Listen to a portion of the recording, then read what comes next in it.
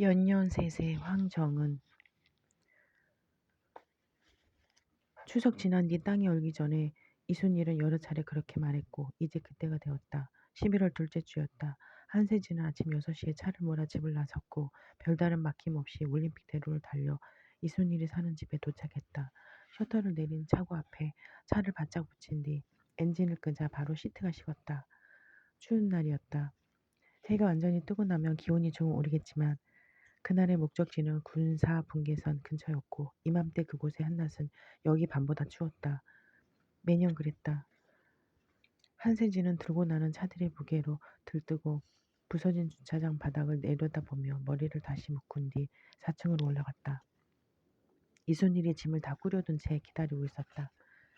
녹두전, 고추전, 고기볶음을 담은 밀폐 용기, 사과, 배, 술 한 병을 담은 종이, 가방과 그보다 작은 배낭 한 개. 이순일은 이번에 그릇을 가져가고 싶다고 말했다. 스티로폼이나 은박 말고 진짜 접시들. 이번이 마지막이니까.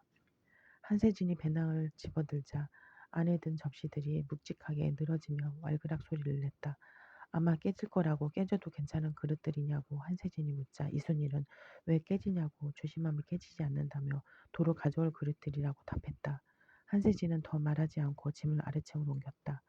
한세진은 짐을 전부 트렁크에 넣고 뒷좌석에 담요 한 장을 펼친 뒤 차에 시동을 걸어 열선을 작동시켰다.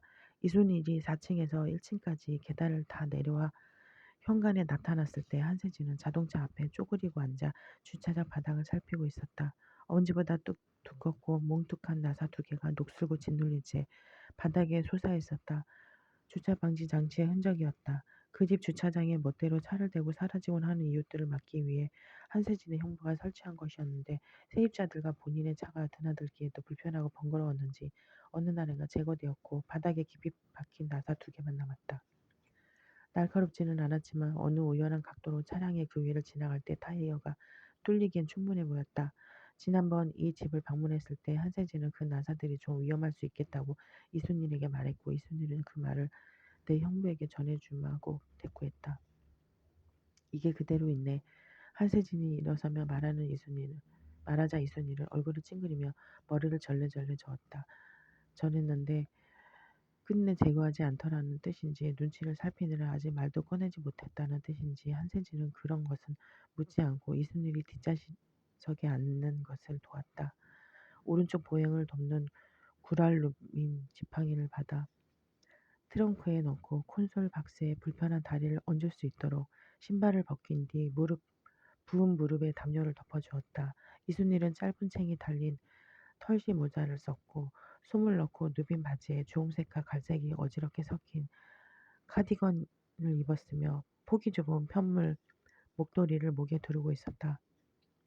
그렇게 입고 춥지 않겠느냐고 한세진이 묻자 이순일은 아예 여러 겹 입었다며 손으로 배를 두드려 보였다.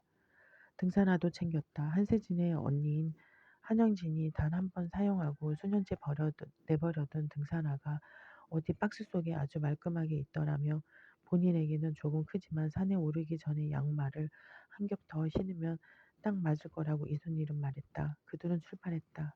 북동 방향으로 올라갔다. 시속 100km로 원활하게 나아간다면 목적지까지 2시간 반쯤 걸리는 거리였다. 강원도 철원군 갈마읍 지경리 거기 어디쯤에 할아버지의 묘가 있었다. 한세진도 이순일도 할아버지라고 부르는 그는 이순일에게 할아버지였고 한세진에게는 외증조부였다.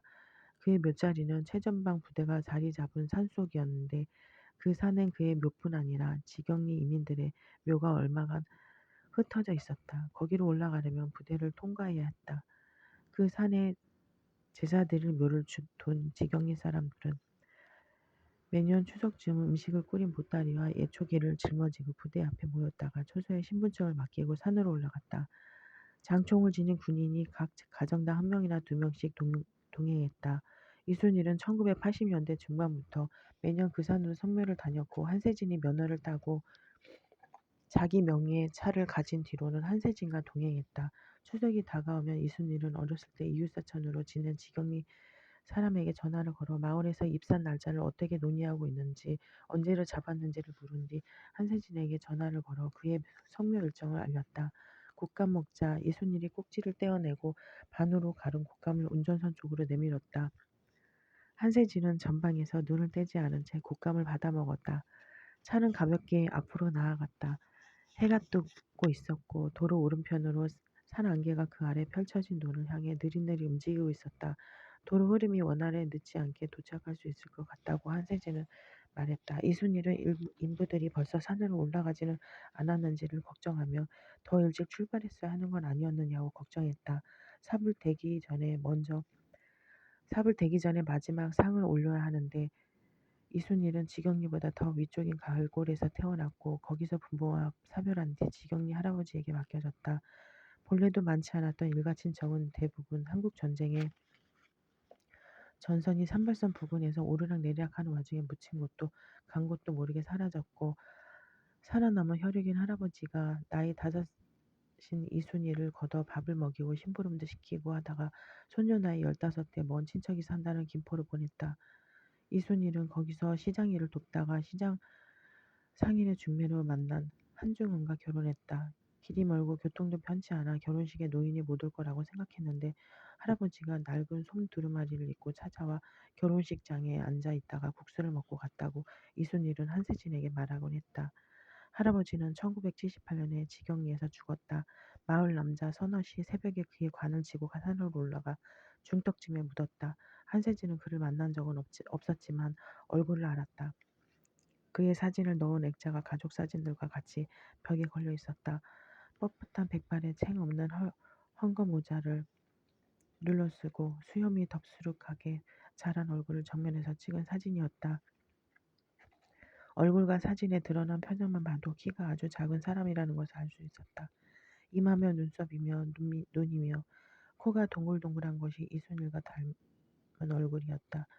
어릴 때부터 그 사진이 걸린 공간에서 그것을 멍하니 혹은 골똘히 올려다보며 살아서인지 한세진에게 그는 여러 번 만난 사람 같았다. 매년 그에게 간단한 안부를 묻는 정도의 심정으로 선물길에 동행했다. 한세진이 같이 가기 전에는 이순일이 몇 번이고 버스를 갈아타며 혼자 그 길을 다녔다. 한영진이나 한증원은 그럴 생각이 없어서 한증원의 장남이자 한씨 집안의 막내인 한수는 너무 어리거나 길을 몰라서 그 길에 동행한 적이 없었다. 한영진과 한중원은 거기 뭐가 있다고 매년 글을 쓰고 가느냐는 입장이었다. 해마다 사람 키만큼 자란 풀들을 낯으로 끊어내며 가야 하는 마른 도랑과 뱀이 늘어져 있곤 하는 덤불, 햇볕을 제대로 받지 못해 휘어진 나무와 이끼들, 볼품없이 이질러진 봉분과 멧돼지가 다녀간 흔적들, 묘를 둘러싼 밤나무, 소나무의 침묵을 그들은 몰랐다. 이순일이 매년 낯으로 길을 내며 거기로 올라가는 이유를 한세진은 이해했다. 엄마에게는 거기가 친정일 것이다. 그 묘가 할아버지, 나도 이제 할머니가 되었어. 내년에 못 올지도 몰라요. 최근 서너 해 동안 이순일은 묘를 향해 그렇게 말하곤 했는데 올해가 정말 마지막이었다. 이순일은 72였고 내년에 양쪽 무릎에 인공관절을 넣을 예정이었다.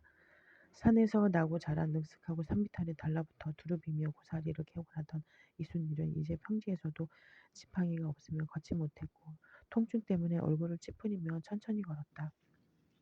길도 없는 산을 오르내리는 일을 이제 감당하기가 어려워. 올해가 마지막 하며 몇 년을 버텼는데 더는 할 수 없다. 이순일이 마침내 그것을 인정한 게 올 초였다. 이순일은 찾아오는 이도 없이 버려진 듯 산속에 남을 묘를 걱정하더니 폐모해버리기로 결정했다. 어차피 자기가 죽고 나선 아무도 가지 않을 무덤이니까. 묘를 파내고 유골을 수습해줄 인물은 둘이었고 둘 다 지경리 인근에 사는 농부였다. 그 마을에서 태어나 여태 거기서 살고 있는 사람들, 이순일은 그들을 아저씨라고 불렀다. 그 아저씨들이 장례업도 겸하고 있느냐고 한세진이 묻자 이순일은 아니라고 전에 그 일을 해봐서 그냥 하는 사람들이라고 누가 들을까 염려하는 것처럼 속삭였다. 추석 지난 뒤 나를 그렇게 잡은 이유는 농부인 그들이 농작물을 수확하고 축사를 돌보는 와중에 본인들 집안의 제사와 명절을 준비하느라고 바쁘기 때문이었다. 그런 이야기를 하며 고속도로를 타고 북쪽으로 올라가는 길이었다. 너 언제 집에 들어와 살 거냐고 이순일이 물었다. 한세진은 덮개도 없이 골재를 싣고 가는 트럭을 피해 차선을 변경하느라 그 말을 제대로 듣지 못했다. 뭐라고요? 언제까지 혼자 그렇게 살 거냐고. 이제 그만 집에 들어와 살림 물려받을 준비해야지. 내가요? 나 죽고 나면 그거 누가 하냐? 그걸 누가 해? 네가 해야지. 네 언니는 자기 살림 있으니까 네가 들어와 해야지. 나는 내 살림 해야지. 너 하는 게 살림이냐? 살림 아니면 결혼도 안 하고 사는 게 그게 무슨 살림이냐? 내 집에서 나 사는 게 살림이지. 내 살림도 바쁜데 내가 어떻게 엄마 살림을 해요? 그러니까 한시라도 밥비 들어와 배우라고 나 죽기 전에. 왜 자꾸 죽는다 그래? 내가 이러고 5년을 더 사냐 10년을 더 사냐. 못됐다. 그렇게 말하지 마요. 야 못됐다고 하니 엄마한테. 말을 못되게 하니까 인연이. 이순일은 곶감을 다 먹고 빈봉돌을 한 줌이 되도록 구겼다. 이 곶감을 수정가에 띄우려고 샀는데 부엌에 일이 너무 많아 계피 끓일 짬도 내지 못해 이렇게 야금야금 다 먹고 말았다며 한숨을 쉬었다. 이순일의 부엌 거기엔 항상 1년이 넘쳐 편수 냄비며 항상 일이 넘쳐 편수 냄비며 스테인레스 함지 따위가 양념이 묻은 채 쌓여 있었다. 이순일은 거기서 그 집 4층과 5층 두 가정에서 먹을 음식을 만들었다. 필로티 구조로 1층에 주차장을 둔 5층 단독 빌라인 그 건물은 한영진의 시가 재산이었다. 이순일과 한중얼은 맞벌이하는 장녀 부부의 살림과 육아를 도우러 3년 전 그 집 4층으로 들어갔다. 이순일은 아파트 경비원으로 일하는 한중원의 아침 식사를 차리려고 새벽에 일어났다가 그 상을 치우기도 전에 5층으로 올라가 두 번째 아침상을 차리고 5살, 3살인 손주들의 어린이집 등원을 도운 뒤엔 구조물과 기름 얼룩으로 더러워진 앞치마를 벗을 틈도 없이 아래층을 오가며 두 집 가사를 돌보았다. 이순일은 낮에 한세진에게 전화를 걸어 내가 움직임이 예전만 못해 식사를 준비하고 상을 치우고 빨래를 넣는 일만으로 또 하루가 다 간다고 말하곤 했다. 내 형부가 뭘 맛있게 먹질 않는다.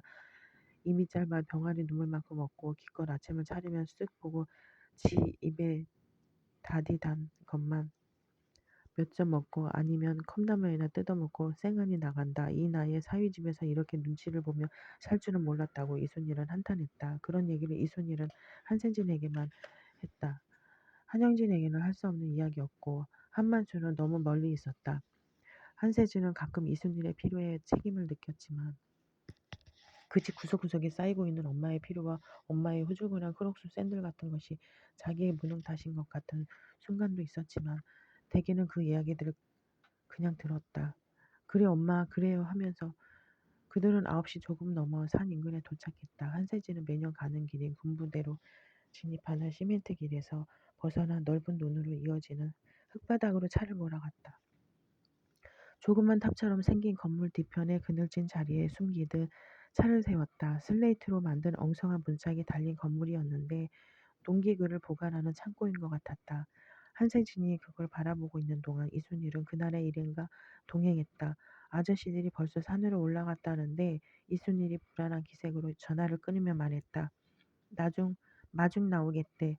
한세진은 차에서 내려 트렁크를 열고 산으로 가져갈 짐을 챙겼고 이순일은 양말을 한 겹씩 더 신은 뒤 등산화를 신었다. 두 사람은 경운기 바퀴 자국으로 움푹움푹 팬 흙바닥에 서서 바로 앞에 펼쳐진 논을 바라보았다. 드문드문 서리로 덮인 논바닥은 짙은 색이었고 그 논 너머에 산이 있었다. 내려온대요? 내려온대. 이 넓은데 어디로 내려온대? 내려온대. 한세진과 이순일이 그런 대화를 나누며 50여 미터 떨어진 산자락에 멍하니 눈을 두고 있을 때 한 손에 낯을 든 남성이 덤불 사이로 나타나 그들을 향해 팔을 흔들더니 논을 건너오라고 손짓했다. 이순일이 성묘 일정을 묻기 위해 연락하는 옛 이웃 사촌 김근일이었다. 이순일과 한세진은 벼 밑동만 남은 논을 가로지르기 시작했다. 그들이 논을 건너는 동안 김근일이 낯으로 장가지와 덤불을 끊어내며 길을 내고 있다가 인부들이 벌써 위에서 작업하고 있다는 소식을 알렸다. 이순일이 깜짝 놀라 물었다. 이렇게 일찍이요? 아유 9시면 여기선 일찍도 아니야. 우린 새벽에 올라왔어. 따라오려면 그가 앞장섰다. 한세진은 마른 풀에 신발 바닥을 비벼 진흙덩어리를 떼어낸 뒤 김근일이 방금 젖히고 들어간 덤불을 바라보았다. 거긴 경사가 급한 비탈이었다. 엄마가 여기로 올라갈 수 있을까? 한세진은 좌우를 둘러보며 경사가 더 완만한 곳을 찾아보려고 했지만 눈에 띄지 않았다. 김근일은 벌써 멀리 갔는지 자취도 없었다.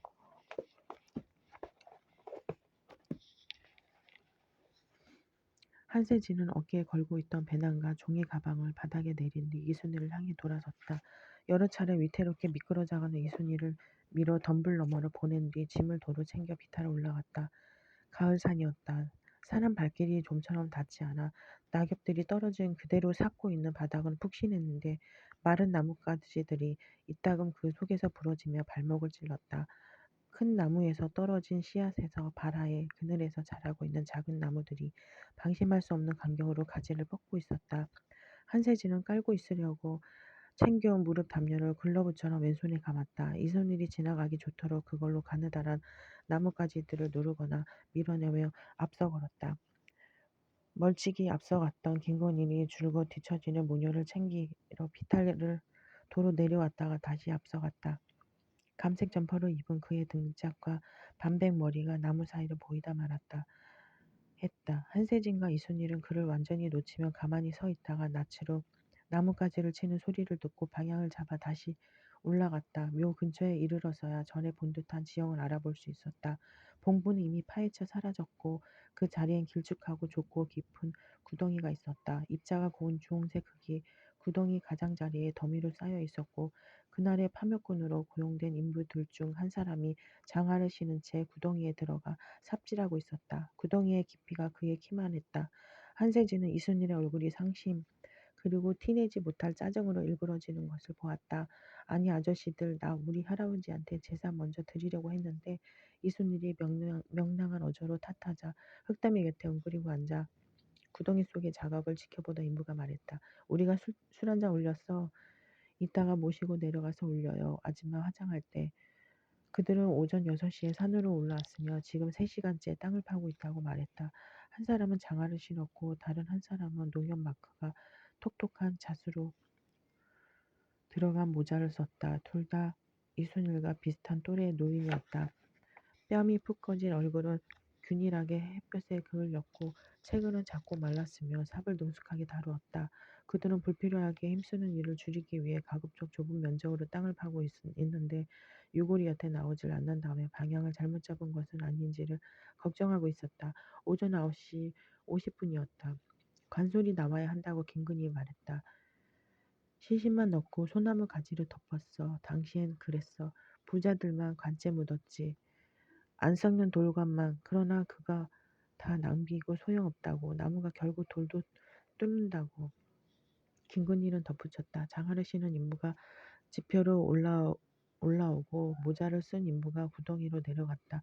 삽질이 이어졌다. 이순일은 지팡이를 짚고 구덩이 주변을 서성이다가 한세진이 짐을 내려놓고 앉아있는 소나무 아래로 왔다.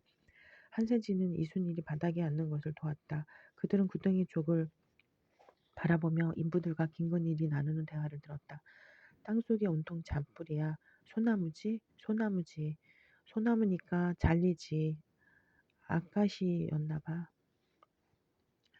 그건 질기고 이건 연하지. 소나무 뿌리가 연하지. 오래전에 내 아버지하고 여기 온 적 있었다고 이순일이 말했다. 버스를 타고 그때는 제대로 포장되어 있지 않아서 차창밖에 보이지 않을 정도로 흙먼지가 이는 길을 몇 시간이고 왔다고.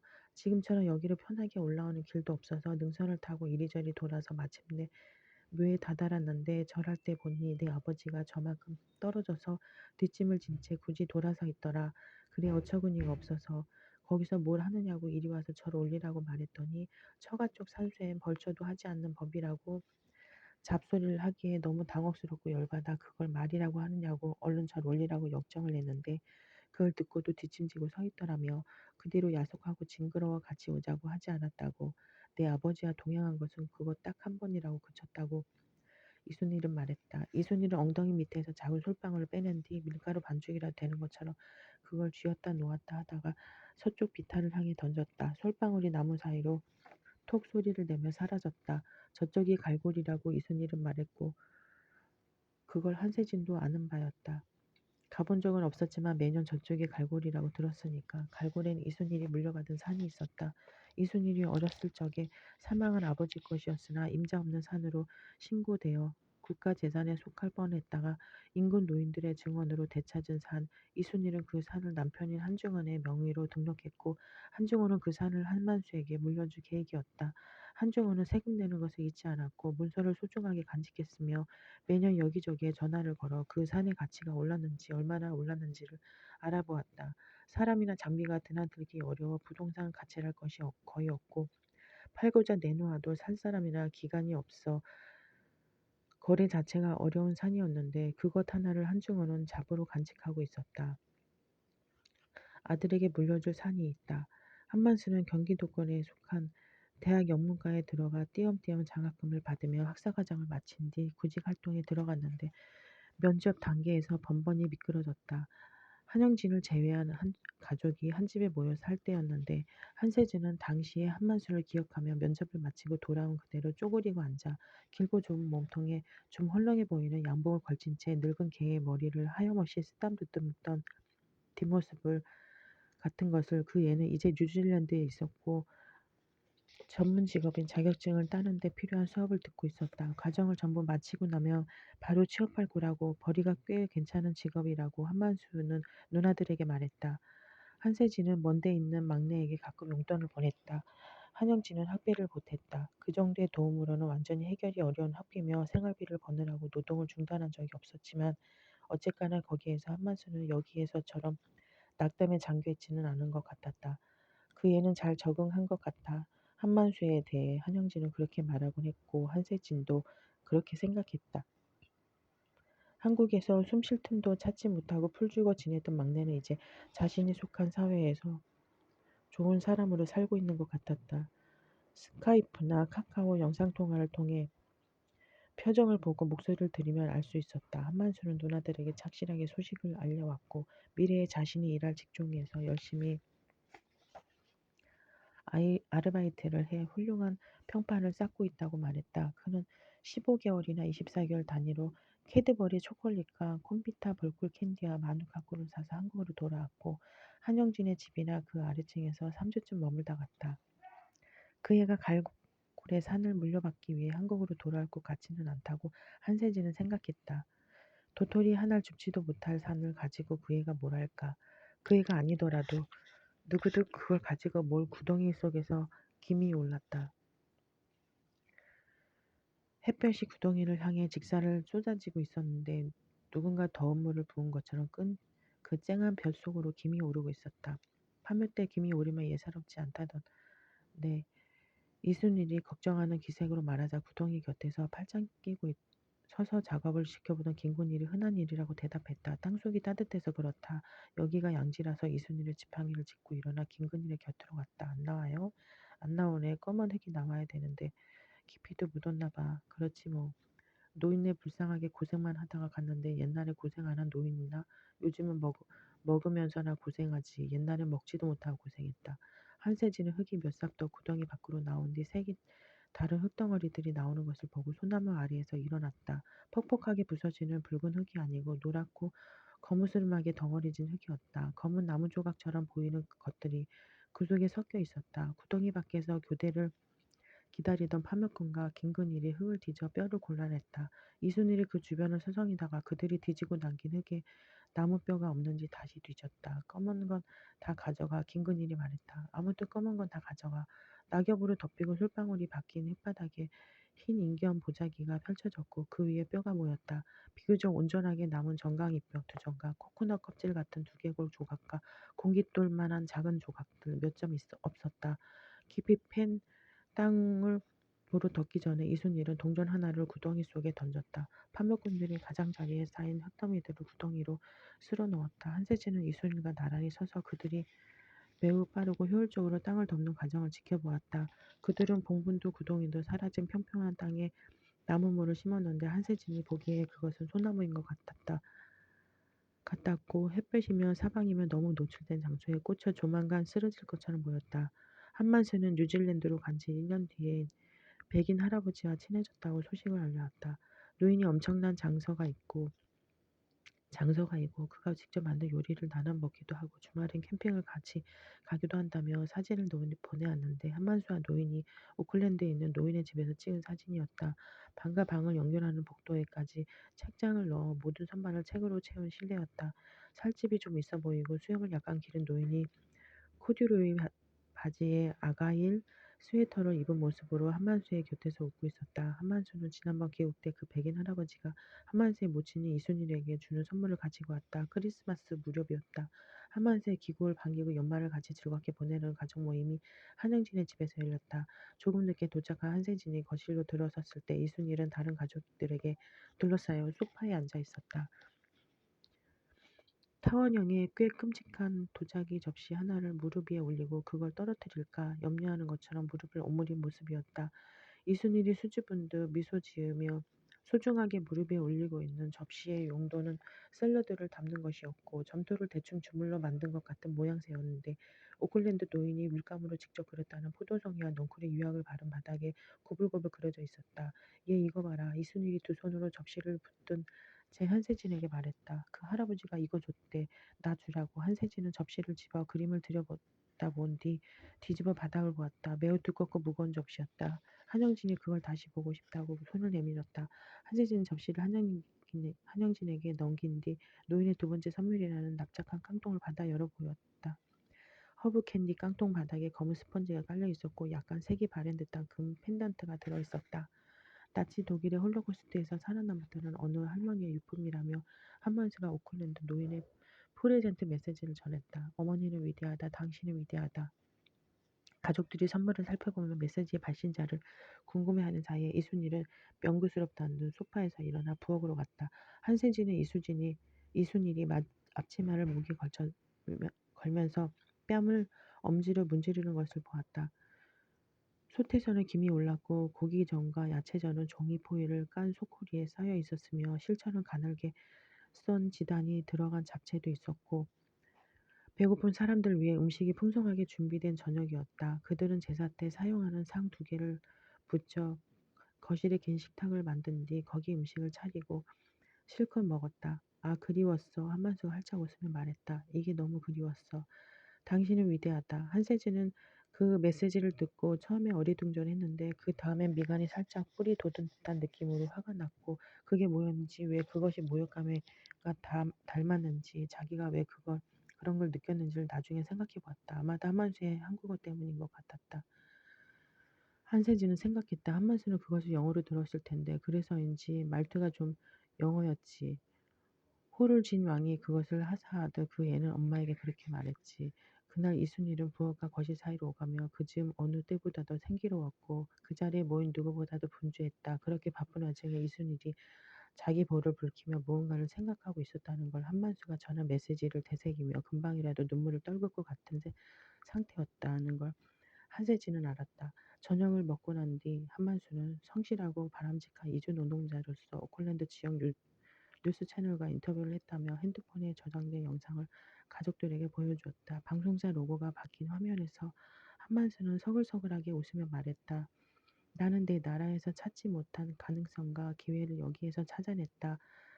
파서빌러티, 오페투너티. 한만수는 인터뷰에서 그 말들을 반복해 사용했다. 그래, 바로 그렇지. 한세진은 접시들과 쟁반이 쌓인 아일랜드 식탁 너머에서 그릇을 닦기 위해 소매를 거두며 생각했다. 저 애가 끝내는 여기로 돌아오지 않을 작정이라고 해도 그게 저 애 탓은 아니야. 그날 저녁에 한만수는 오클랜드 노인을 비롯해 직장에서 만나곤 하는 사람들이 최근 한국의 정치, 사회적 상황에 대단히 관심을 보이고 있다며 다가오는 토요일에 촛불 집회가 열리는 서울 도심으로 나갈 거냐고 한세진에게 물었다. 한세진은 그럴 계획은 아니었지만 내가 가겠다면 동행할 수 있다고 대답했다. 그 주의 토요일은 2016년 12월 17일이었다. 한세진은 토요일 근무를 마치고 강화문으로 갔고 교보문고에서 동생을 만나 광장으로 올라갔다. 한만수는 그 많은 사람을 보고 감탄하며 끊임없이 핸드폰을 머리 위로 치켜들어 사진을 찍었고 한세진에게 핸드폰을 건네며 주번이 잘 나오게 자기를 찍어달라고 부탁했다. 한세진은 세종문화회관 앞 계단을 빈틈없이 메운 사람들을 배경으로 한만수의 사진을 몇 장 찍었다. 한만수는 핸드폰을 도로 넘겨받아 사진을 확인하더니 종이컵에 꽂은 촛불을 마이크처럼 턱 밑에 들고 있는 사진을 골라 오클랜드 친구들에게 발송했다. 그들은 집회가 완전히 마무리되기 전에 열에서 빠져나와 레스토랑으로 갔다. 스낵처럼 바삭하게 구운 마늘편을 얹은 파스타와 게살이 들어간 크림 파스타를 먹었다. 이런 것은 뉴질랜드에서 매일 먹지 않느냐고 한세진이 조금 어색해하며 묻자 한만수는 그렇지 않다고 아르바이트하는 곳 주방에서 남은 음식을 선체로 먹거나 식비를 줄이기 위해 숙소에서 버터도 없이 빵을 먹거나 한다며 누나 덕분에 근사한 곳에서 정식을 먹는다고 기뻐했다. 한만수와 한세진은 와인 리스크가 적힌 메뉴판을 뒤적이면서 와인을 골라 보려다가 단념하고 메뉴판을 한쪽으로 치웠다. 뉴질랜드는 노인과 여성이 살기 좋은 나라야. 한만수가 말했다. 엄마 모시고 와서 좀 길게 있다가. 그래 그래. 거기 사람들이 요즘 한국하고 한국인이 관심이 많아. 촛불 때문에 다 놀라워해. 한세진은 갈색으로 구워진 마늘편을 포크로 떠먹으며 광장 구석에 모여있던 노인들에 대해 말했다. 그들 중 누군가는 LPG 가스통을 들고 거리로 나온다고.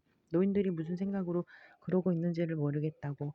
그러지 말았으면 좋겠다고 한세진이 말하자 한만수는 그건 그 사람들의 권리라고 대꾸했다. 그 사람들에게도 본인들의 정치적 견해를 말할 권리가 있잖아.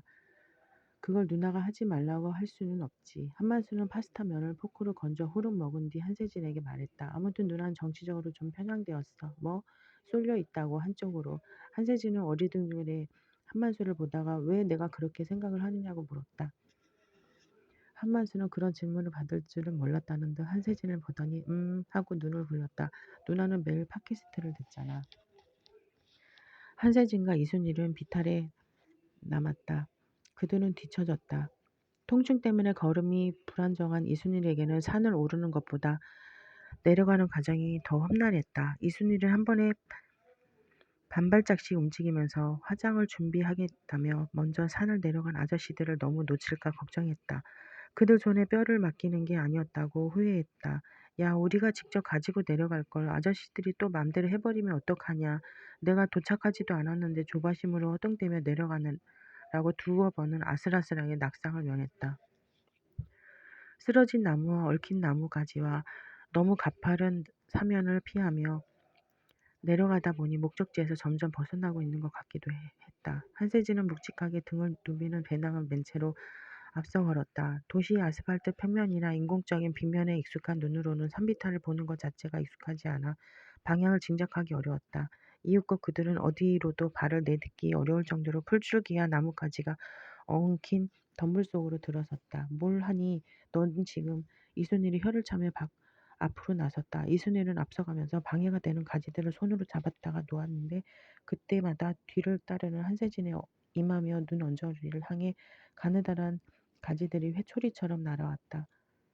그들은 산자락에서 아카시 나무 군락을 만났다. 아직 어린 나무들이었다. 한 그루 한 그루 연필처럼 고닫고 얇은 가지에 괴상할 정도로 큼직하게 돋은 가시들은 강철 같은 색을 띠고 있었다. 이순일은 질색했지만 한세진은 그게 아름다워서 잠시 넋을 잃고 보았어. 어느 솜씨 좋은 손이 흑연을 사용해 공들여 그린 그림 같다고. 어딘가 다른 차원과의 경계를 알리는 복잡한 무늬 같기도 했다. 아카시나무 군락 너머에 그들이 산에 오르기 전에 건넌 논이 있었다.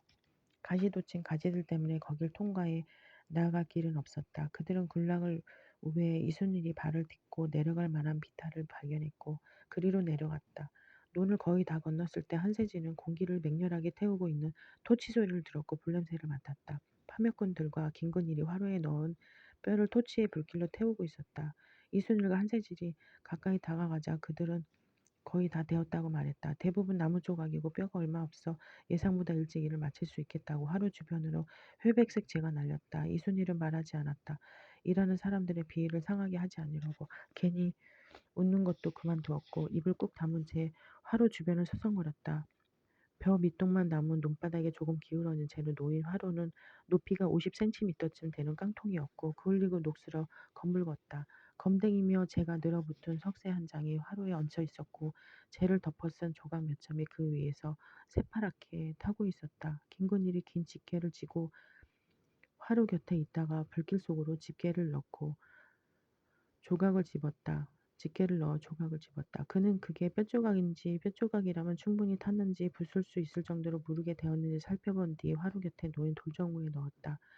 두 번째, 세 번째 조각도 그렇게 절고로 들어갔다. 거긴 갈대가 길게 자라 사람들 눈에 쉽게 띄지 않을 곳이었다. 부대 초소에서도 거기서 무슨 일이 벌어졌는지 관찰하기가 쉽지 않을 거라고 한세진은 생각했다. 추수가 끝나 겨울을 기다리고 있는 드넓은 논 어디에도 사람은 보이지 않았다. 그래도 이 근방에 사람이 산다. 한세진은 생각했다. 그들 중 누구도 오늘 오전에 우리가 저 산에서 가지고 나온 것을 모를 것이다. 토치 소리가 잦아들고 불이 꺼졌다. 파멸꾼들이 화로를 정리하는 동안 김건일이 돌절구와 공이를 들고 갈 때 뒤를 돌아갔다. 한세진과 이순일은 눈바닥에 다급히 돗자리를 펼치고 배낭에서 접시를 꺼냈다. 갈대 너머에서 들려오는 공이질 소리를 들으며 음식을 접시에 덜었다. 사과와 배, 차갑게 식은 고기볶음과 야채전과 북어를 각각 도자기 접시에 담고 맑은 술을 조그만 유리잔에 담았다. 꼬마 버스 타위에 친구들이 노랗고 파랗게 프린트된 비닐 돗자리에 제사상이 마련되자 이순일은 지팡이를 논바닥에 내려두고 한세진의 부축을 받으며 절했다.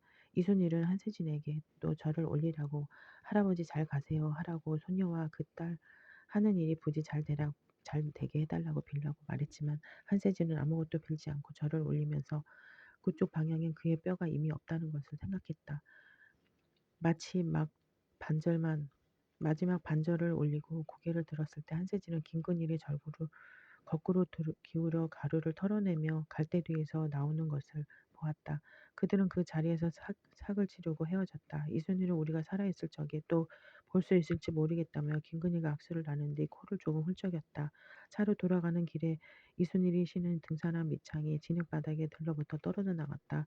그로부터 몇 걸음 더 걷지 않아 나머지 한 짝의 밑창도 떨어져 나갔다. 한세진과 이순일은 황당해 신발의 상태를 살피다가 딱 한 번 사용하고 내버려둬 겉보기엔 새 것 같지만 고무창이며 접착된 부분이 이미 삭았다는 것을 알았다. 흙바닥에 깊이 박혀 떼어내기도 어려워 보였으므로 그들은 밑창 두 개를 그대로 두고 서둘러 그 장소를 떠났다. 금요일 저녁에 한만수가 철원에 잘 다녀왔느냐고 묻는 영상통화를 걸어왔다. 한만수가 머물고 있는 도시는 자정이었고 새로 이사한 집에 베드버그가 있어 고생하고 있다고 감기 몸살에도 걸렸다며 플리스 담요를 어깨에 두르고 있었다. 한만수는 근래 영주권을 신청했고 결과를 낙관하고 있었다. 영주권이 나오면 조금 더 안정적인 주거 공간을 마련할 생각이니 그때 놀러 오라고 엄마랑 큰 누나랑 와서 한참 있다 가려고 한만수는 말했다. 그래 그래. 한세진은 신발 밑창 두 개를 남의 논 입구에 버려두고 왔다고 말했다. 그걸 그냥 두고 왔다고. 남의 논에다 그걸 버렸다고? 한만수는 질색을 하면서도 엄마답다고 한참 웃은 뒤 누나가 수고했다. 수고가 많다고 말했다. 그래도 누나 너무 엄마가 하자는 대로 하지는 마. 그런 거 아니야. 너무 효도하려고 무리할 필요는 없어. 그것은 아니라고 한세진은 답했다. 그것은 아니라고 한세진은 생각했다. 할아버지한테 이제 인사하라고 마지막으로 인사하라고 권하는 엄마의 웃는 얼굴을 보았다면 누구라도 마음이 아팠을 거라고. 언제나 다만 그거였다고 말하지는 않았다. 언제나 다만 그거였다고 말하지는 않았다. 하고 싶은 말. 한영진은 유능한 판매원이었다. 무엇이든 능숙하게 팔았고 재고로 쌓인 캐럼요, 패브릭 제품, 도자기 그릇. 최근 몇 년 동안의 친구가 한영진의 상품이었다. 이불과 베개, 친구 매장이 10여 개 모인 백화점 구층에서 한영진이 담당하는 매장의 매출이 가장 높았다. 한영진은 싼 것을 팔 때보다 비싼 것을 팔 때 더 유능했다. 엄마들이 한영진을 자주 찾아왔다. 한영진은 예컨대 수험생의 숙명과 집중력, 활력 조성에 도움이 되는 친구를 찾는 엄마들에게 시간을 들어 이불을 보여주며 원단과 배색을 설명하고 결정되었다 싶은 순간에 더 품질이 좋은 이불 쪽으로 엄마들을 이끌었다. 한번 만져보라고 권한 뒤 그들이 이불을 쓸어보고 귀퉁이를 뒤집어보고 겉감을 비벼 속감을 알아보는 동안 한 발짝 떨어져 서 있다가 낮은 목소리로 말을 걸었다. 좋죠? 좋네. 이거 엄마가 써요. 아유 난 됐어. 좋잖아요. 좋지. 좋은 거 엄마가 써요. 왜 애들만 좋은 거 써. 엄마들 좋은 거 써야 해. 다른 매장에서 가족을 생각하는 마음을 엄마의 선으로 부추기며 친구 한 세트를 팔 때 한영진은 엄마를 본인의 이불과 베개를 하나씩 더 얹어 팔곤 했다. 한영진의 실적을 부러워하며 판매 패턴을 눈여겨본 근처 매장 직원들이 한영진을 흉내내는 경우도 있었지만 결과는 같지 않았다. 엄마들이 좋은 거 써야 해. 똑같은 말을 해도 한영진은 팔았고 그들은 팔지 못했다. 무슨 차이가 있는지는 한영진 자신도 실은 잘 알 수가 없었는데 대체 비결이 뭐냐는 질문을 받으면 한영진은 내가 엄마 마음을 잘 아는 딸이었다고 대답했다. 장녀거든. 내가 없는 집 기둥이라서 엄마랑 각별했다. 금요일 밤에 한영진은 이순일과 마주보고 앉았다. 두껍고 묵직한 돌 상판을 얹은 식탁 앞이었다. 상판의 두께는 5cm가 넘었고 유백색 바탕에 검은 줄무늬가 있었다. 한영진의 시가에서 사용하던 물건이었다. 너무 육중하고 너무 고루하지만 너무 말짱해 어디 버리기엔 아깝다며 이 집에 옮겨두었다. 인부 세 사람이 이걸 만들었지. 한영진은 둥글게 마감된 식탁 가장자리에 눈을 두고 그 광경을 생각했다. 셋 중 두 사람은 60대가 넘어 보였고 나머지 한 사람은 많아야 40대 초반인 것 같았다. 엘리베이터도 없는 건물의 5층까지 이 식탁을 올리느라고 그들은 옥신각신 애를 썼다. 삭을 지불하고 그 사람들을 보낸 뒤에야 한영진과 이순일은 상판 모서리에서 긁힌 부분을 발견했다. 아스팔트 바닥에서 뛰어가 넘어진 사람의 살갗에 남은 흔적처럼 가늘고 길게 굵힌 자국들이 있었다. 손으로 문지르자 가루가 묻었다. 새 것도 아니고 자기 것도 아닌데 이순일은 그걸 속상해했다. 한영진은 그게 어느 쪽 모서리였는지를 생각하며 앉아 있었다. 자정이 넘은 시간이었다.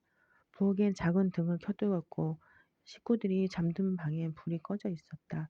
팔꿈치를 댄 식탁에서 물과 소금 냄새가 났다. 한영진은 종일 신고 다닌 스타킹을 벗지 못한 채였고 이순일은 앞치마를 두른 채였다. 한영진은 이순일이 아침에 잠자리를 떠나자마자 그걸 몸에 두르면 자러 눕기 직전에야 벗는다는 것을 알고 있었다.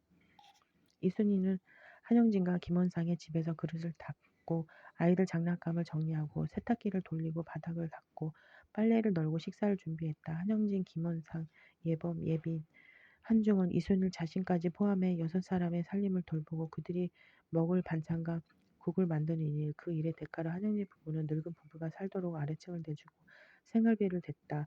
엄마의 사물일과 엄마의 짜증을 감당했다. 한영진은 이순일의 앞치마에 밴 작은 얼룩들을 바라보았다.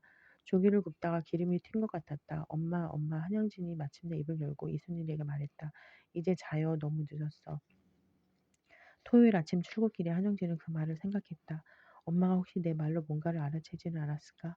어떤 기분 혹은 어떤 생각을 전철의 철교를 두드리며 한강을 넘고 있었다. 가볍게 비가 내리고 있었고 강은 전날보다 조금 부른 것처럼 보였다. 평소에 한영진은 그 구간을 좋아했다. 그 구간에서는 흐린 날 흐린 날씨를 볼 수 있었고 맑은 날 맑은 날씨를 볼 수 있었다. 백화점에서는 좀처럼 바깥을 볼 일이 없었고 한영진이 생각하기엔 그게 건강에도 영향을 미치는 것 같았다. 한영진은 손잡이를 잡고 서서 바깥을 바라보며 이번 휴일에 여행을 갈 수 있을지 혼자서 그냥 어디든 갈 수 있을지를 생각해 보았다. 한영진의 앞자리에 앉은 여성이 발 사이를 내려둔 종이 가방에서 뭘 꺼내느라고 상체를 앞으로 숙였다. 그의 머리를 피해 뒤로 움직이다가 한영진은 옆 사람과 눈이 마주쳤다. 외국인으로 어두운 밤색 머리에 눈썹숱이 많고 눈은 황갈색이었다.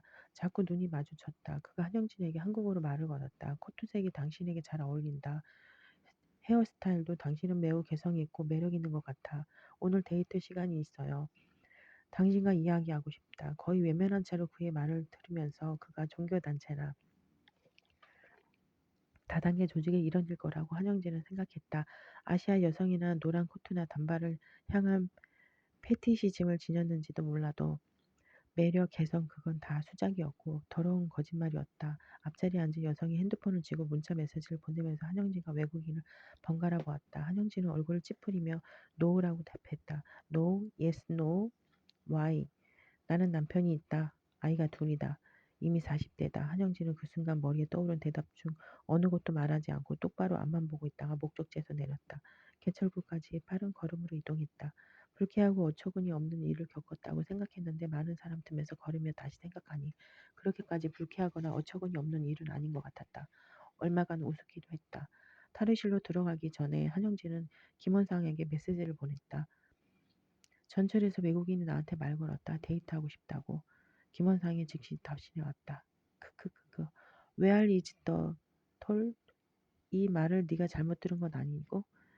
한영진은 그걸 두 번, 세 번 읽은 뒤에 자기가 불신한 것이 외국인이나 그의 말이 아니었다는 걸 알았다. 외국인 그는 불순한 의도로 숨기려고 거짓말을 했을 수도 있고 아닐 수도 있었다. 그의 의도 같은 건 이제 중요하지 않았다.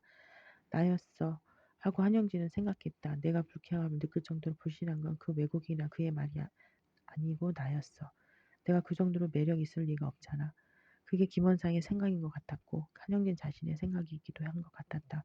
더러운 거짓말. 한영진은 그 말을 골똘히 생각하며 매장 쪽으로 걸어갔다. 새벽에 당도한 이불 꾸러미와 택배 상자들이 매장 앞에 내던지듯 내던져진 듯 아무렇게나 쌓여 있었다. 한영진은 위에 얹힌 꾸러미를 두 팔로 안고 매장으로 들어가면서 가장 비싼 이불 세트를 오늘 팔 수 있을 것인지를 생각해 보았다. 압축된 솜덩어리가 묵직하게 가슴을 눌러왔다.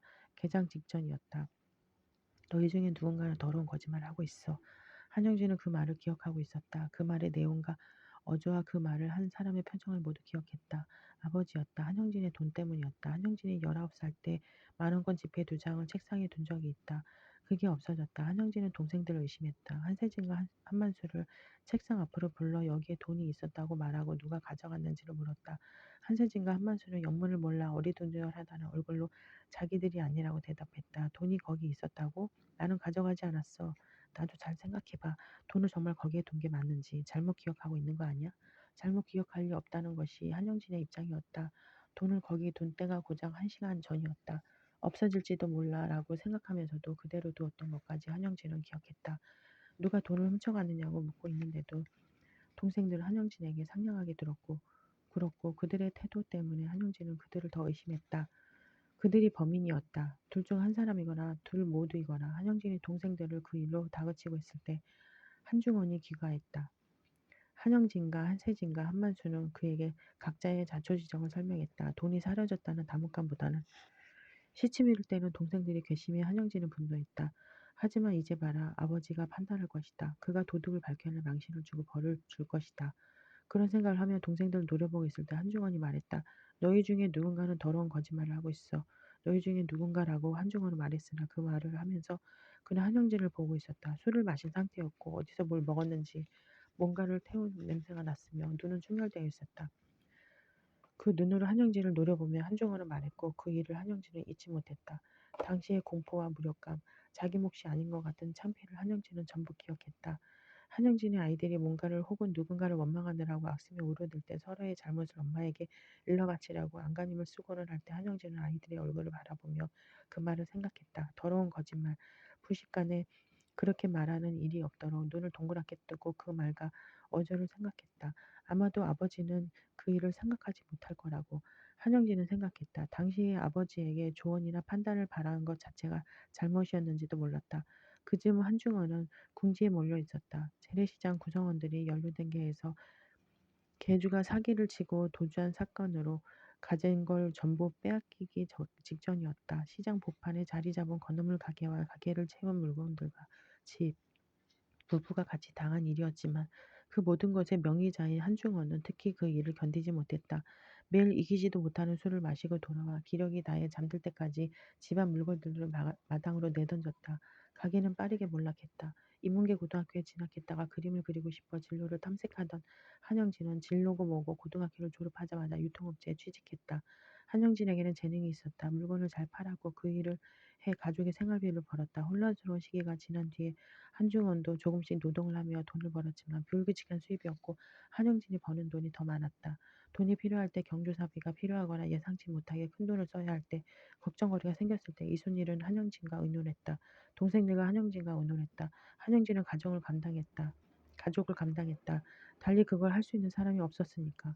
한중원의 담석 수수비를 대고 이순일의 집과 비용을 대고 이사할 집의 보증금을 대출받고 한세진과 한만수의 대학 학비를 보태고 한만수의 유학 준비를 도왔다. 한만수가 뉴질랜드로 가겠다고 했을 때 한영진은 그 선택을 믿을 수 없었지만 나중엔 한국에 남는 것보다 나은 선택이었다고 믿었다. 거기서는 같은 시간을 일해도 3배를 벌 수 있다고 한만수가 말했다. 필요한 자격을 갖춰 취업을 성공하면 곧 누나에게 은혜를 갚을 거라고 그 애는 말했다.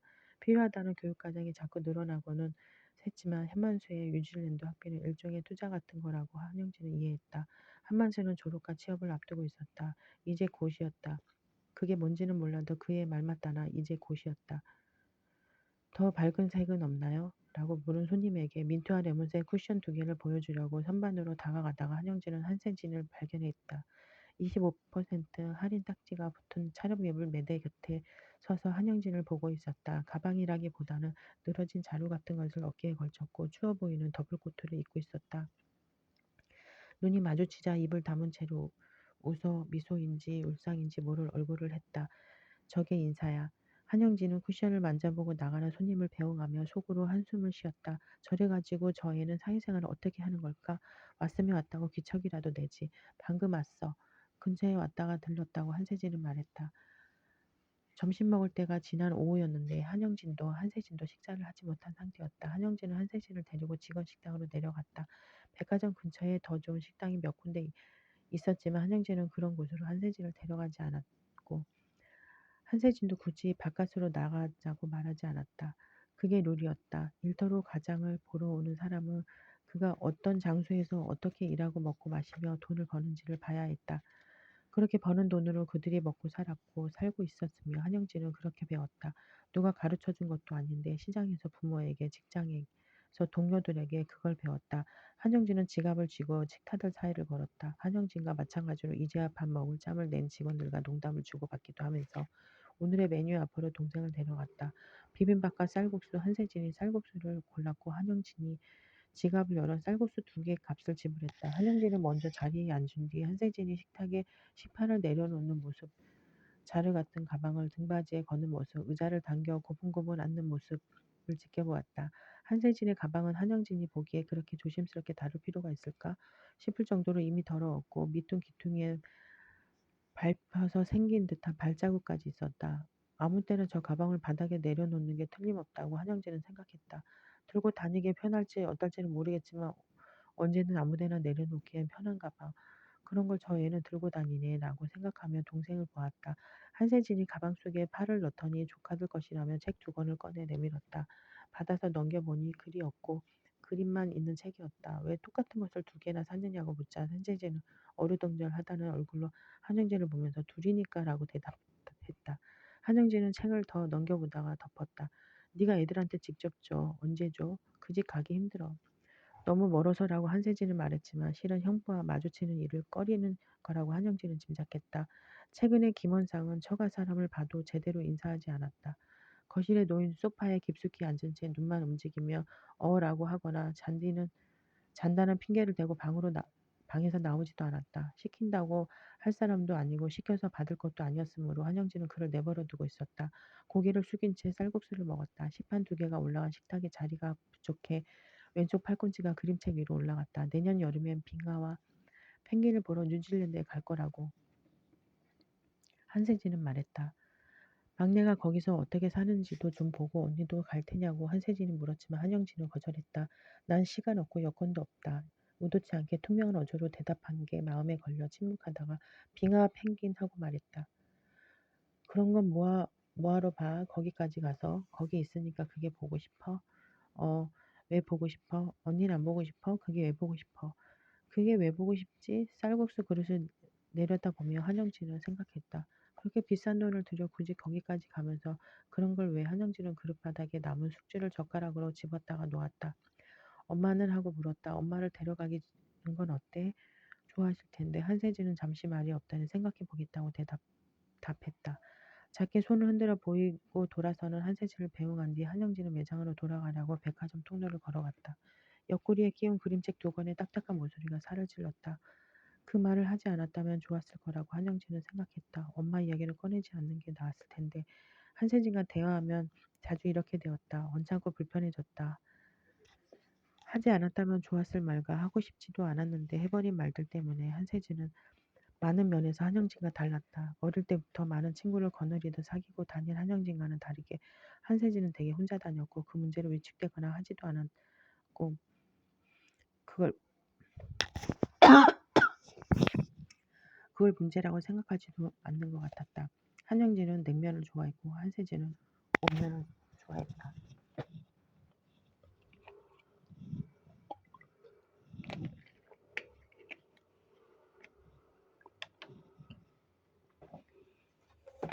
한세진은 뜨거운 차를 곧잘 마셨지만 한영진은 뜨거운 것을 입에 잘 대지 못했다.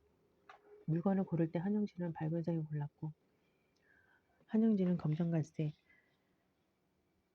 회색, 자주색을 골랐다. 한세진은 한영진보다 키가 컸고 둘은 체형도 달랐다. 그 밖에도 다른 점은 많았지만 둘은 발 크기가 비슷해 신발을 같은 사이즈로 신었다. 한 집에 살던 중고등학생 시절엔 서로의 운동화를 바꿔 신곤 했다. 하지만 한영진이 한세진의 운동화를 종종 신고 나갔다. 한세진은 언니가 그렇게 해도 별말을 하지 않았다. 남은 걸 신었고 자기 걸 건드리지 말라고 나중에 화를 내지도 않았다. 그래도 무언가를 느끼기는 했을 것이다. 어떤 감정을. 한영진은 최근에 그걸 생각할 때가 있었고 그러면 얼굴이 빨개지곤 했다. 어린 동생에게 잘못을 했다고 느꼈다. 손써볼 수 없는 먼 과거에 그 동생을 두고 온 것 같았다. 손써볼 수 없는 먼 과거에 그 동생을 두고 온 것 같았다. 이제 어른이 된 한세진에게 사과한다고 해도 그 시절 그 아이에겐 닿을 수가 없을 것 같았고 한세진은 대학교 1학년 2학기가 되자마자 집을 나가 살았다. 한영진이 듣기로는 같은 처지의 친구들 서너 명과 돈을 합쳐 작업실을 얻었다고 했다. 한세진은 그 무렵에서 독립해 홀로 새방을 얻어 나오기 전까지 거기서 생활했다. 대학을 졸업한 뒤에는 이런저런 직장을 거쳐가며 연극 시나리오를 썼다. 그 애의 시나리오를 올린 공연이 지금까지 3번가량 있었는데 한영진은 그중 하나를 보러 간 적이 있었다. 연극을 보러 극장에 간 건 그때가 처음이었다. 정장을 입어야 할 것 같아 옷을 신경 써서 입고 출근했다가 평소보다 조금 이르게 퇴근해 극장으로 갔다. 그 소극장은 깊은 지하에 있었고 관객석이 얼마 되지 않았다. 한영진은 한세진이 마련해둔 자리에 긴장한 채로 앉아 연극이 시작되기를 기다렸다. 만찬을 먹으러 모인 가족을 보여주는 연극이었다. 무대 중앙에 낮고 넓은 상이 놓여 있었고 배우들이 바닥에 엉덩이를 붙이고 앉은 채 그 상에 놓인 음식을 집어 먹고 마시며 대화했다. 평범해 보이는 가족 모임이었고 별다른 일은 일어나지 않았다. 때때로 굉음이 섞였다. 여러 가지 소리를 섞어 길쭉하게 잡아내린 듯한 소리였다. 무대에 오른 사람들은 그 소리가 들리지 않는 것처럼 행동했는데 어느 순간엔 그 소리가 너무 커서 그들의 대사가 잘 들리지 않았다. 경음 자체가 그 연극의 중요한 대사이자 내용인 것 같기도 했다. 한영진은 양손으로 귀를 틀어막고 싶을 것을 참으며 무대 쪽을 바라보았다. 그리고 서서히 그 상황을 자기가 안다는 사실을 알아갔다. 한영진이 그 상황을 알았다. 한영진이 있었고 김원상이 있었고 이순일이 있었고 한세진이 한만수가 한중원이 무대에 있었다. 어느 날 여러 상황이 섞인 것 같았는데 전반적으로 한 해 전 크리스마스쯤이었다. 백화점이 한창 바빠 일손이 부족할 때 차라리 내 밑으로 들어와서 일을 해. 한영진이 한세진에게 말했다. 네가 열심히 하면 내가 월급은 250까지 맞춰줄 수 있어. 웃기시네. 김원상이 상 건너편에서 조명을 향해 고개를 쳐들고 말했다. 그 돈을 네가 무슨 수로 주냐? 네가 무슨 권한으로? 한영진은 자기 역할을 맡은 배우가 참는 것처럼 눈을 지그시 감았다가 뜨는 것을 보았고 자기가 절망 그렇게 했는지 그 순간에 그런 표정이었는지를 생각해 보라고 했다. 척 하면 딱 알아듣는 주니어 하고 무대에서 한영진이 다시 한세진의 얼굴을 들여다보며 말했다.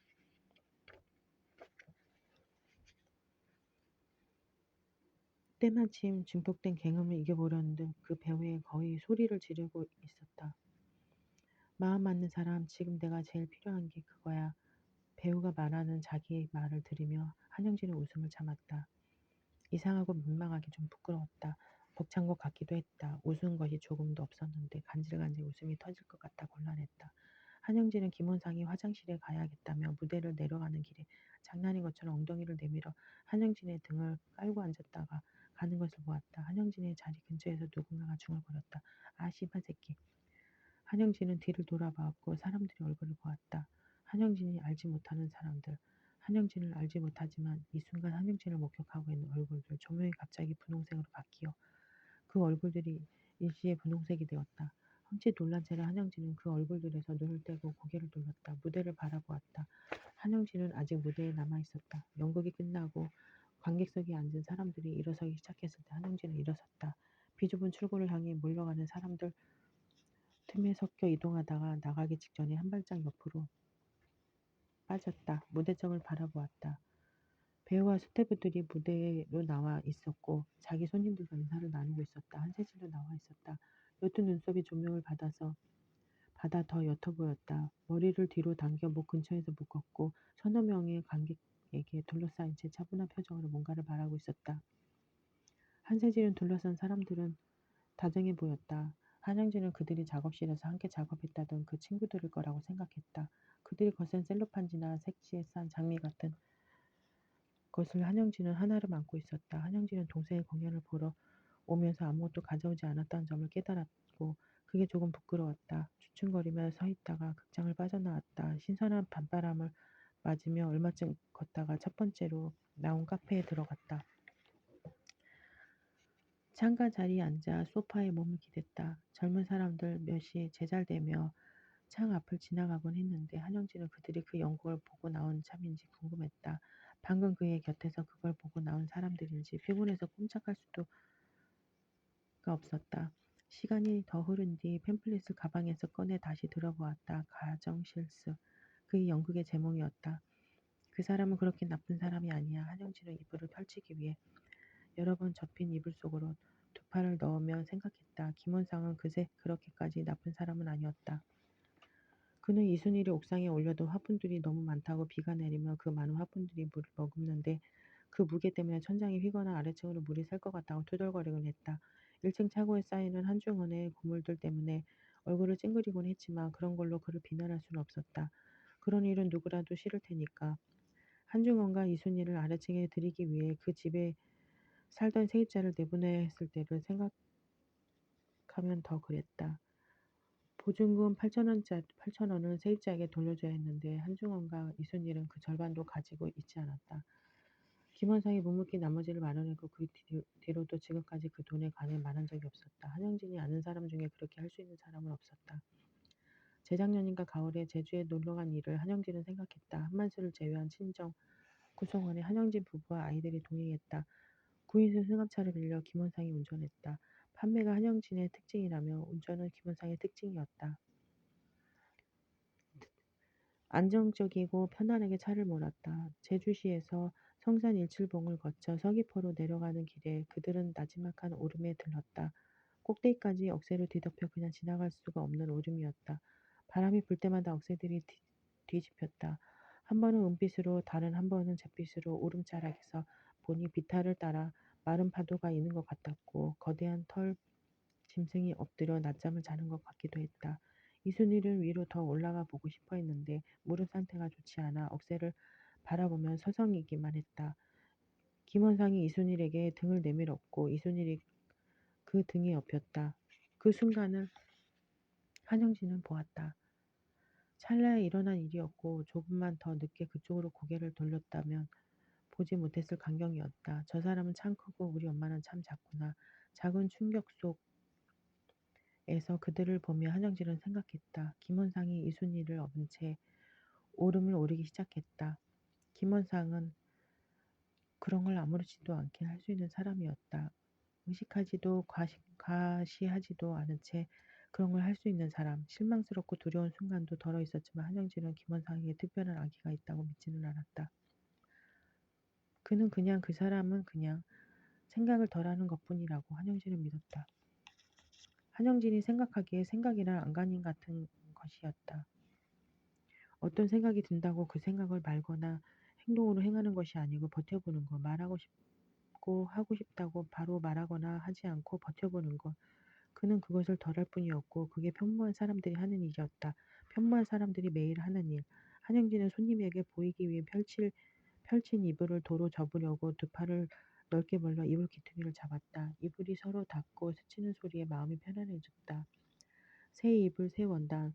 아무도 덮고 자지 않은 이불 냄새를 한영진은 좋아했다. 그 냄새는 뭐랄까 단일했다. 알이라는 단계를 거치지 않고 세상에 나타난 큰 새, 먹지도 자지도 않고 딱 10분 동안 존재하다가 사라지는 새. 세상에 그런 게 있다면 그 새의 날개 낀 냄새가 이런 것 같았다.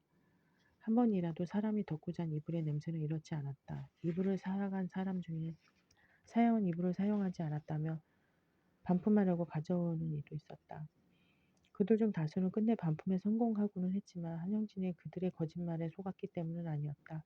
한영진은 처음부터 끝까지 그들의 거짓말을 알았다. 사람들이 얼마나 뻔뻔한 얼굴로 사람의 눈을 들여다보며 거짓말을 하는지 한영진은 이불을 제자리에 두고 계산대를 향해 돌아섰다. 카드 단말기에 옆에 놓인 그림책을 집어 펼쳐보았다. 글이 없고 그림만 있어 너무 어려워 보였는데 아이들에게는 괜찮을 것 같기도 했다. 걔들은 이 그림들을 보며 어떻게든 이야기를 만들어낼 것이다. 어쩌면 둘이 서로 다른 이야기를 만들어낼 수도 있었다. 첫째가 7살, 둘째가 5살. 아이들은 지금 좋았다. 잘 놀고 잘 뛰고 솔직한 편이었다. 주의를 주면 얌전해졌고 의젓하게 굴 줄도 알았다. 노산으로 낳은 아이들이라서 어른스럽다는 말을 들은 적이 있었다. 아이들을 데리고 소아과를 방문했을 때 손자를 데려온 노인이 그랬다.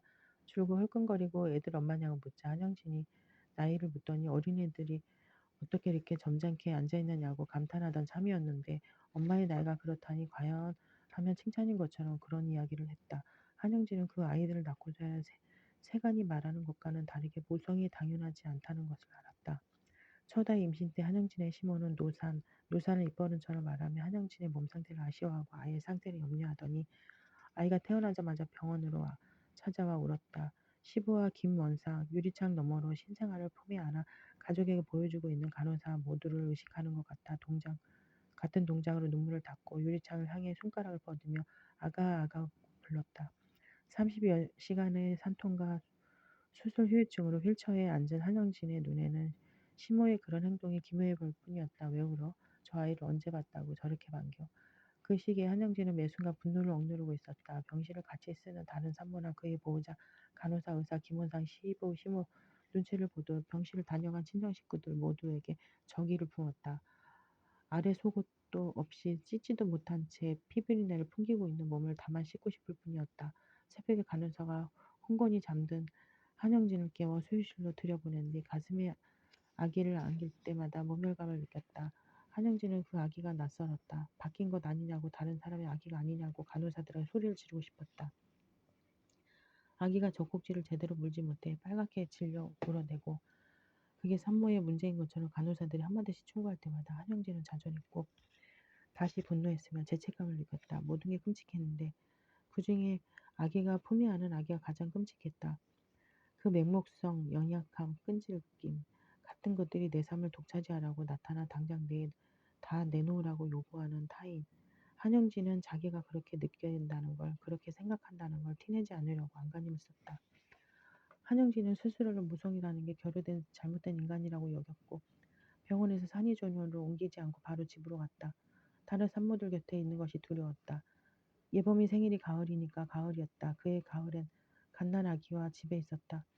한번 터졌다가 채 아물지 않은 몸으로 갓난아기와 둘이 남겨졌다. 하루는 정신이 들고 보니 웬 할머니가 한영진의 얼굴을 들여다보고 있었다. 애기 엄마 괜찮아요? 애가 너무 울어서 어느 집 애가 이렇게 오나 싶어 울음소리를 따라와 봤더니 문도 열어두고 이렇게 있었다고 그런 말했다. 한영진은 일어나려고 했지만 일어날 수 없었다. 놓은 채 눈물만 흘렸다. 한영진이 그러고 있는 동안 그 낯선 할머니가 아기를 안고 달리면 자장가인지 찬송인지 모를 노래를 했다. 가슴에 자꾸 성우를 긋는 것을 보니 천주교 신자인 것 같았다. 그를 보낸 뒤 한영진은 이순일에게 전화를 걸었다. 엄마, 엄마. 그 말을 듣고 이순일이 그 집으로 왔다. 처음에 이순일은 가방 하나를 가져왔고 한영진이 둘째를 낳을 무렵엔 자기 살림도구를 다 가지고 왔다. 그걸 사용해 자기 아이와 그 아이의 아이들을 먹이고 보살폈다. 그게 얼마나 되었는지를 한영진은 생각했다. 몇 년 전이고 몇 년째인가. 한영진은 갓난아기와의 간격이 조금 벌어진 뒤에야 아이와 관계를 맺을 수 있었다. 아이를 유심히 보고 싶은 마음, 다음 표정과 다음 행동을 신기하고 궁금하게 여기는 마음, 찡그린 얼굴을 가엾고 사랑스럽게 바라볼 수 있는 마음, 관대하게 대하고 싶은 마음, 인내심. 모든 게 그 간격 이후에야 왔다.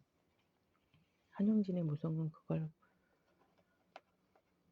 부르는 더 적절한 이름이 필요하다고 언젠가 한영진은 생각한 적이 있었는데 타고난 것이 아니고 그 간격과 관계에서 학습되고 형성되었다. 그건 만들어졌다. 그걸 알았기 때문에 한영진은 둘째를 낳을 수 있었고 첫 번째보다는 여유 있게 아이를 받아들일 수 있었다. 아이들을 지금은 좋아했다. 이순일이 그걸 가능하게 했다는 것을 한영진은 알고 있었다. 이순일의 노동이 그것을 가능하게 했다. 하지만 어젯밤에 한영진은 이순일의 이야기를 들었다. 피곤하다고 이순일은 말했다. 종일 너무 피곤해서 매순간 졸고 있다고, 졸면서 집안일을 한다고. 한영진이 그 이야기를 듣고 있었던 것은 그걸 듣고 싶었다거나 엄마가 왠지 초조하고 절박해 보였기 때문은 아니었다. 너무 피곤해 식탁 앞에서 일어날 수 없었기 때문이었다. 저 먹으라고 한 반찬을 좀 가져가라고 한세진에게 그렇게 전화를 해도 가져오러 오질 않는다고 이순일은 한탄했다.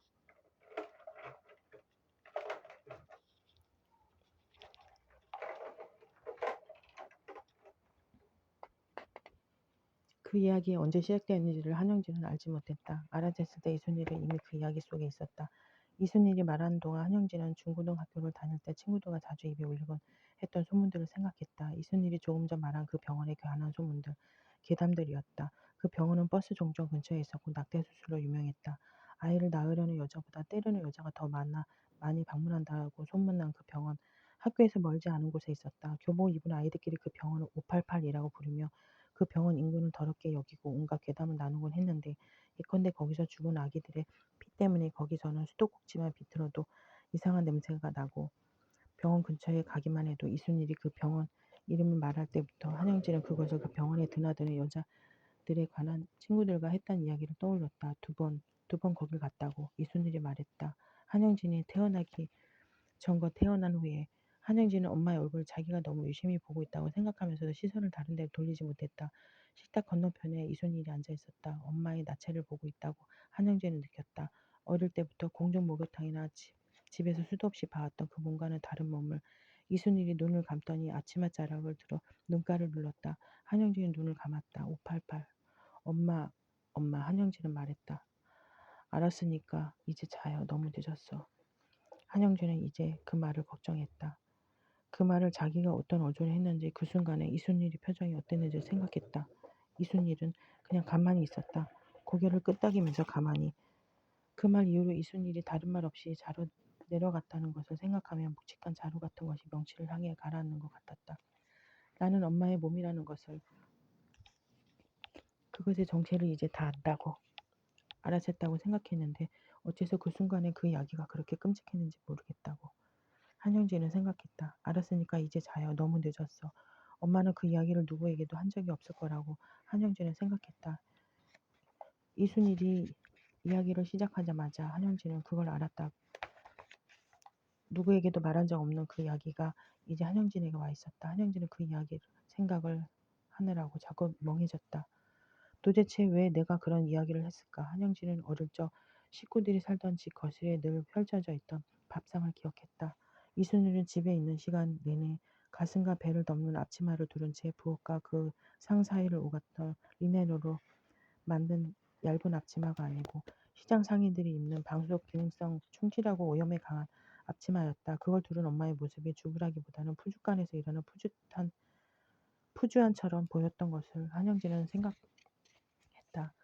그 집엔 늘 일이 많아서 그런 앞치마를 입어야 했을 것이다. 엄마는 그걸 입고 식구들 배부르게 먹이려고 다량으로 구입한 고깃덩어리나 저렴한 뼈들을 물에 담가 몇 시간이고 핏물을 빼는데 그걸로 놀랍도록 맛있는 국을 끓이곤 했지만 국이면 반찬이면 항상 양이 너무 많았고 그 냄새가 그 집 사는 사람들의 몸에 배어 있었다. 식은 생선구이나 고추기름 냄새를 풍기는 아이들. 한영진이 그 집 아이들 중에서 가장 먼저 성인이 되었다. 가장 먼저 취업했다. 이순일은 매일 밤늦게 퇴근하는 한영진을 집 앞 가로등 밑에서 기다렸다. 컴컴한 골목 모퉁이를 돌아 저만큼 떨어진 가로등 아래 선 엄마를 발견하면 한영진은 늘 엄마 얼마간 눈물이 날 것 같았다. 그걸 감추려고 툴툴대며 집 안으로 들어가면 거실에 놓인 상에 한영진의 저녁밥이 준비되어 있었다. 항상 새 밥과 새 국이었다. 한영진은 밤마다 꾸벅꾸벅 졸며 그 밥을 먹었고 월급을 받으면 그 상에 월급 봉투를 딱 붙이듯 내려놓았다. 그 상을 향한 자부와 경멸과 한명과 분노를 견디면서 우리 엄마는 내가 아무리 늦게 퇴근해도 먼저 자는 법이 없었어. 한영진은 직장 동료들과 술을 마시며 그런 얘기를 하다가 눈물을 흘리곤 했다. 엄마랑 각별했다. 하고 시작되는 그 이야기를 하다가 내가 몇 시에 퇴근하든 엄마가 부엌에 불을 켜두고 나를 기다렸어. 다른 식구들이 다 자고 있어도 엄마는 자지 않았지. 매일 늦게까지 나를 기다렸다가 금방 지은 밥하고 새로 끓인 국으로 밥상을 차려줬어. 그런데 엄마 한만수에게는 왜 그렇게 하지 않아? 그 애는 거기 살라고 하면서 내게는 왜 그렇게 하지 않았어? 돌아오지 말라고. 너 살기 좋은 데 있으라고. 나는 늘 그것을 묻고 싶었는데 하고 싶은 걸 다 하고 살 수는 없다. 한영진은 오래전 그 말을 들었고 중요한 선택을 할 때마다 그 말을 지침으로 여겼다. 이순일도 그랬을 거라고 한영진은 생각했다. 살다 보니 정말이지 그게 진리였다. 현명하고 덜 서글픈 쪽을 향해 진리하고 싶은 걸 다 하고 살 수는 없으니까 한영진은 그것이 누구의 말이었는지 그 말을 자기가 어디서 들었는지를 생각해 보려고 했지만 잘 생각나지 않았다. 엄마, 아버지, 선생들, 선배들 누군가 더 부드러운 재질 없나요?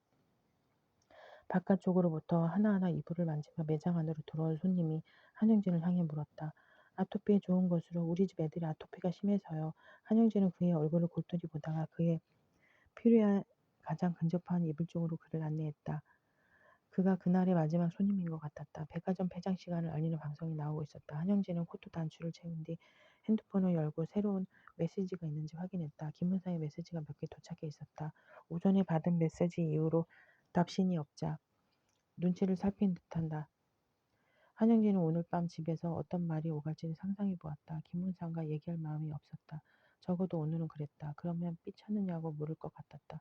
또 삐쳤느냐고 한영진은 어깨를 따라 흘러내리려는 가방끈을 고쳐매며 전철역을 향해 걸었다. 전철이 승강장에 들어오고 문이 열리고 사람들이 내리는 것을 바라보며 서 있다가 전철에 올라탔다. 오늘은 남편보다는 엄마와 대면할 일이 걱정이었다. 한영진에게도 하고 싶은 말이 있었다. 이순일에게 묻고 싶은 오랜 질문이 왜 나를 당신의 밥상 앞에 붙들어 두었는가. 한영진은 그러나 그걸 말할 자신이 없었다. 그 질문을 들은 이순일의 얼굴을 볼 염두가 나지 않았다. 대답을 기다리는 순간을 대면할 용기가 없었다. 이순일이 이제 70대였고 일생 아이들을 돌보느라 여기저기 아픈 데가 많았다. 아마도 끝까지 그걸 묻는 순간은 오지 않을 거라고 한영진은 생각했다. 그런 걸 물으면 엄마는 울지도 몰랐고 한영진은 엄마가 우는 걸 보고 싶지 않았다. 너 하고 싶은 걸 다 하고 살 수는 없어. 기억이 있는 것 같기도 하고 없는 것 같기도 한 누군가의 목소리로 한영진은 그 말을 들은 것 같았다. 조금 전에 전철 안에서 누가 말했는지를 보려고 한영진은 고개를 돌렸다. 전철이 지하 구간을 벗어나 지상의 밤속으로 나아간 뒤 철교를 건너기 시작했다. 거짓말. 거짓말하고 생각할 때마다 어차피 피맛을 느끼곤 하는지 모를 일이라고 한영진은 생각했다. 무명. 이순일은 날아서 눈더미에 박힌 적이 있었다. 이순일은 날아서 눈더미에 박힌 적이 있었다. 어릴 때였다. 3살이나 4살쯤. 눈 속에서 깜짝 놀란 채 밤하늘을 보았다. 깨질 때 밝은 별이 몇 점 있었고 이순일의 눈과 입은 눈으로 덮여 있었다. 입속에 든 눈은 금세 녹아 목구멍으로 흘러들었다. 이순일이 평생 맛본 것 중 그것과 닮은 맛을 가진 사물은 물면밖에 없었다. 싸늘한 무명소색 실로 짠 그물 같은 맛. 이순이를 눈더미에서 건진 건 어머니였다. 그랬을 거라고 이순이는 믿었다. 왜 다른 사람이겠는가? 아이를 왜 던지느냐고. 어머니가 누군가를 나무라도 말했다. 밤에 마루에서 뛰며 노니까 하고 누군가가 답했다. 마루 끝에 불빛을 등지고 선 사람이 있었다. 아버지였을 거라고 이순이는 믿었다. 왜 다른 사람이겠는가? 너는 어머니와 아버지 중 누구를 닮았느냐고 순자가 물었을 때 이순일은 그 순간을 생각했다. 그 밤의 낙하, 좁은 등을 푹신하게 받아낸 눈더미와 겨드랑이를 누르던 손가락, 얼굴은 기억나지 않았다. 그 두 사람은 이순일의 인생에서 너무 이른 시기에 사라졌다. 아버지는 인민군 치하에서 마을위원회 위원장을 맡았다가 전선이 뒤집히는 바람에 실종되었다. 자수하면 산다는 조언을 듣고 국군 쪽으로 자수하러 갔다가 돌아오지 않았다. 이순일은 그가 어디서 어떻게 죽었는지 혹은 어쩌다가 영영 돌아오지 못하게 되었는지 아는 바가 없었지만 어머니의 죽음에 관해서는 들은 이야기가 있었다. 마을에 전염병이 돌았다. 내 엄마는 병에 걸려 물을 길러 가지도 못하는 이웃의 부탁을 거절하지 못하고 환자가 있는 집에 물동이를 들고 들어가다가 병을 얻었다. 북에서 군인들이 내려오기 전이었다. 이순일은 그즈음 아이들만 모인 방에서 며칠 먹고 잔 기억이 있었다. 하루는 백부가 찾아 엄마를 보러 가자고 마당으로 불렀는데 그를 따라 나섰는데 목적지에 당도하고 보니 전에 가본 적 없는 큰 집이었다. 종이를 바른 분한문들이 등자쇠에 걸려 대들보를 향해 들려 있었다. 방이 많았다. 그 많은 방을 일일이 들여다보며 돌아다닌 기억이 이순일에게 있었는데 꿈인지 환시인지 방들은 비어 있었고 바람을 다 통하게 해두어 그들이 싸늘하게 식어 있었다. 이순일이 지쳐 그중 어느 방에서 마당을 내다보고 있을 때 수염을 조잡하게 기른 노인이 마당을 건너다 말고 얘 네 엄마 어디 가냐고 묻고 낄낄 웃었다. 입속이 까맸다. 그런 노인을 그런 집 마당에서 본 기억이 있었다. 아마 그날 엄마가 죽었을 거라고 이순이는 순자에게 말했다. 그날이 돌아가신 날일 거라고. 내가 슬펐겠구나. 순자가 말했고 이순일은 그렇지 않았다고 답했다. 당시에 뭘 모르는 애였으니까 슬프거나 하지도 않았고 조금 더 자라고 나서야 그런 생각을 할 수 있었다고 이순일은 말했다. 순자가 이순일에게 어머니의 이름을 물었기 때문에 시작된 이야기였다. 한세진이 독일에 간다고 말했을 때 이순일은 순자를 찾아보라고 말했다. 너 거기 가면 순자를 만나봐라. 순자를 찾아봐. 한세진이 눈을 깜빡이며 이순일을 보았다. 그게 누군데 순자. 순자가 누구야. 순자를 몰라? 누군데. 네가 순자를 모른다고? 이순일은 어리둥절해 한세진을 바라보았다. 이해가 순자를 모르는구나.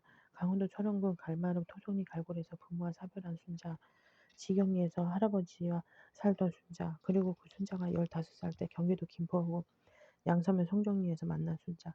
내 동무 이웃. 동갑이자 동명의 순자. 내가 순자의 뺨을 때렸고 순자는 울지도 않았다. 이 이야기를 다 어떻게 할까? 어디부터 이순일은 말문이 막혀 한세진의 얼굴을 보았다. 그분이 독일에 계셔? 그렇다고 답하려다가 그게 사실이 아니라는 걸 이순일은 알았다. 이순일은 1967년 이후로 순자와 대화를 한 적이 없었다. 송정리 시장 일부와 인근 집 며칠을 전소시킨 화재가 일어난 뒤로는 얼굴조차 본 적이 없었다. 그런데도 이순일은 여태 자기가 그렇게 믿었다는 걸 알았다. 순자는 독일에 있다. 독일에 갔고 독일에 있다. 보고 들은 것처럼 그 믿음이 생생했다. 왼쪽 가슴에 태극기를 바느질로 붙인 투피스 양장을 입고 스타킹에 구두를 신고 장시간 비행을 각오하듯 질끈 묶은 머리를 하고 뒤를 돌아보는 순간 반백인 머리를 짧게 자르고 단색 니트 셔츠를 입고 순하게 늙은 모습으로 흰 벽을 등지고 앉아 웃고 있는 순자. 이순일은 참 이상하게도 이상한 일도 있다고 생각했다. 보지도 듣지도 못한 순자의 과거와 현재가 왜 내게 이렇게 선명한가. 얘, 네 엄마 어디 갔느냐 생각할수록 너무 선명해 꿈이고 거짓인 것 같은 광경들. 그러면 이것은 하고 이순일은 생각했다. 이것은 누구의 꿈일까? 이순일은 바구니에 빨래를 담아 옥상으로 올라갔다. 한영진의 블라우스와 김원상의 티셔츠와 한중원의 셔츠를 넣고 아이들 바지와 타이즈까지 집게로 고정하고 나니 빨래 물개로 빨래질이 늘어졌다. 이순일은 바지랑 대를 움직여 줄을 팽팽하게 받친 뒤 뒤로 물러섰다. 빨래 냄새를 맡으니 콧속이 시원해졌다. 숨을 들이마시며 남쪽으로 150여 미터 떨어진 사면을 바라보았다. 말끔하게 깎인 사면이 획을 드러낸 채 거대한 벽처럼 솟아 있었다. 이쪽을 덮칠 작정으로 곤두선 파도 같기도 했다. 부서진 집 파편들을 굴착기로 긁어내는 소리가 구르릉 구르릉 하고 들려왔다. 현장이 보이지 않았다. 반대쪽 사면에 있는 듯했다. 이쪽 사면은 지난주에 정리가 끝났다. 우산이며 신발장이며 세간을 베란다에 늘어놓은 집. 빛바랜 기와를 얹은 경사지붕 아래 다락창이 달린 옛날 집. 벗겨진 페인트 칠과 금간 외벽을 방치해둔 집들이 층을 이루며 사면을 덮고 있었는데 이제 다 사라졌다. 내년 완공을 목표로 아파트 건설이 진행되고 있었다. 이순일은 그 정도로 기울어진 사면에 아파트 같은 건물을 단지로 짓는다는 게 마음에 들지 않았다. 저 기운 땅에 그 높이며 무게를 버틸 것인가. 오심의 눈을 흘기며 그쪽을 볼 때마다 와우산 비탈에서 창전동을 향해 무너져 내린 아파트가 생각났다. 1970년 봄이었는데 그때 시장에서 과일을 팔았다. 건어물 가게 옆에 함지를 두고 장사했는데 잘 팔렸다. 시장이 잘 될 때였다. 너무 바빠 손 닿는 곳에 있는 먹거리를 집어 입에 넣는 것으로 속을 채우는 날도 많았다. 이순이는 그때부터 토마토를 먹었다. 일하다 말고 허기를 갈증 현기증을 느끼면 토마토를 집어 그 자리에서 먹었다. 하나리면 배가 불렀고 갈증이 사라졌다. 이순일은 감기며 잔병에 잘 걸리지 않았고 나이를 먹어서도 비교적 좋은 시력을 유지하고 있었다. 토마토를 꾸준히 먹었기 때문이라고 이순일은 믿었다. 아이들에게도 토마토를 먹으라고 입버릇처럼 일렀는데 애들은 그걸 잘 먹지 않았다. 입이 붓는다고 질색했다. 토마토에 독이 있다는 걸 이순일은 알고 있었다. 당연하지 않은가. 그 정도로 힘센 열매에 독이 없을 리가. 여기 화단에도 토마토를 기르고 있었다. 매년 새로 모종을 구해 심었다. 화단은 이순일의 것이었다. 엄마 화단 식구들 모두 그렇게 불렀다. 엄마 화단, 식구들 모두 그렇게 불렀다. 이순이 만두 화단이니까. 벽돌과 콘크리트 블럭으로 테두리를 두르고 방수포를 여러 겹 깔고 흙을 여기저기에서 모으고 구해 시간을 들여 화단을 채웠다. 몇 년 전에 가로 1m, 세로 1m 정도로 시작된 화단은 이제 가로 3m, 세로 1.5m 정도로 확장되었다. 올 여름에도 크기가 각각으로 울퉁불퉁하게 자란 토마토가 거기 열렸다. 꽃을 심은 화분들도 지난해까지는 있었지만 여름에 놀러온 사돈댁 아이들이 다 뜯어놓은 뒤로는 흙을 옮기고 화분을 비워 무더기 두었다. 채송화, 백일홍, 접시꽃, 풍접초, 아이들이 한 차례 옥상을 휩쓴 뒤 올라가 보니 꽃송이들은 바닥에 떨어져 있고 화단이며 화분에 모가지 잘린 꽃대들만 솟아 있었다. 그 아이들의 부모들도 이순일의 아이들도 그 일을 안타깝고도 조금은 재미난 아이들 일로 보았지만 이순일은 그대로 나흘 동안 집안일에 손대지 않았다. 용서할 수 없었다. 남은 건 국화 한 줌과 풍선 덩굴 뿐이었다. 이순이는 빨갛게 익은 토마토를 따 손에 쥐었다. 햇빛에 달궈진 거의 뜨거웠다. 좋은 흙을 구할 수 있다면 더 바랄 게 없었는데 토마토를 쥐고 생각했다. 여기에서는 좋은 흙은 고사하고 흙 자체를 구하기가 어려워. 아쉬울 때마다 이순일은 천원 토송리와 지경리 밭들을 생각했다. 균질하게 검은 흙으로 이루어진 폭신한 두둑들, 무며 배추며 거기서 뭐든 잘 자랐다. 한세진과 한영진은 이순일이 그 밭과 거기서 자란 작물을 탐하는 티를 낼 때마다 차라리 살림을 정리하고 그 마을로 돌아가 사는 것이 어떠냐고 묻곤 했다. 터무니없는 이야기였다. 이순일에게는 그런 생각이 없었다. 그곳이 그립지는 않았다. 38선 이북 출신의 한종호는 때마다 고향이 있는 방향을 보러 임진각에 가곤 했지만 이순일에게는 그럴 것이 없었다. 사람들이 고향이라고 말하는 곳 거기엔 그리울 것이 더는 남아있지 않았다. 옛날이나 지금이나 거기엔 노인들이 남아있었다. 이순일은 자기가 아는 노인들의 얼굴을 생각했다. 지혜롭지도 선하지도 않은 그들의 얼굴을 늙는다는 건 본래 그런 것인지 모르겠다고 진녹색 줄기 사이를 뒤지며 이순일은 생각했다. 나도 늙었지. 이제 늙었어. 토마토를 서너 개 더 따서 앞치마 주머니에 넣고 아래층으로 내려갔다. 한영진이 잠이 덜 깬 모습으로 식탁 앞에 앉아 있었다. 마른 머리에 마른 얼굴이었다. 아직 세수도 하지 않은 것 같았다. 이순이는 토마토를 꺼내 싱크대에 올리며 물었다. 밥 줄까? 한영진이 고개를 저었다. 토마토 줄까? 이순이는 물줄기 속에서 토마토를 비벼 씻은 뒤 도마에 올리고 재빨리 썰었다. 납작한 접시에 토마토를 담고 설탕을 뿌려 한영진 앞에 두었다. 나 이거 먹으면 입이 부어. 짜서 하고 덧붙이면서 한영진은 포크로 토마토를 찍어 입에 넣어 으적으적 씹었다. 치통을 참는 것 같은 얼굴이었다. 뭔가를 먹을 때 저 애는 아주 자주 저런 표정을 하고는 했다. 이순일이 며칠 전 한영진이 한 말을 생각했다. 한영진은 이순일에게 물었다. 왜 그랬느냐고. 이유를 묻는 말이었지만 대답을 바란 질문이 아니라는 걸 이순일은 알았다. 이순일은 물줄기에 도마를 대고 물렁물렁한 토마토 씨앗이 도마에 쓸려 나가는 걸 바라보았다. 엄마 하고 한영진이 갈라진 목소리로 말했다. 나 물 좀. 순자야. 토성이와 지경리 사람들은 이순이를 그 이름으로 불렀다. 얘 순자야.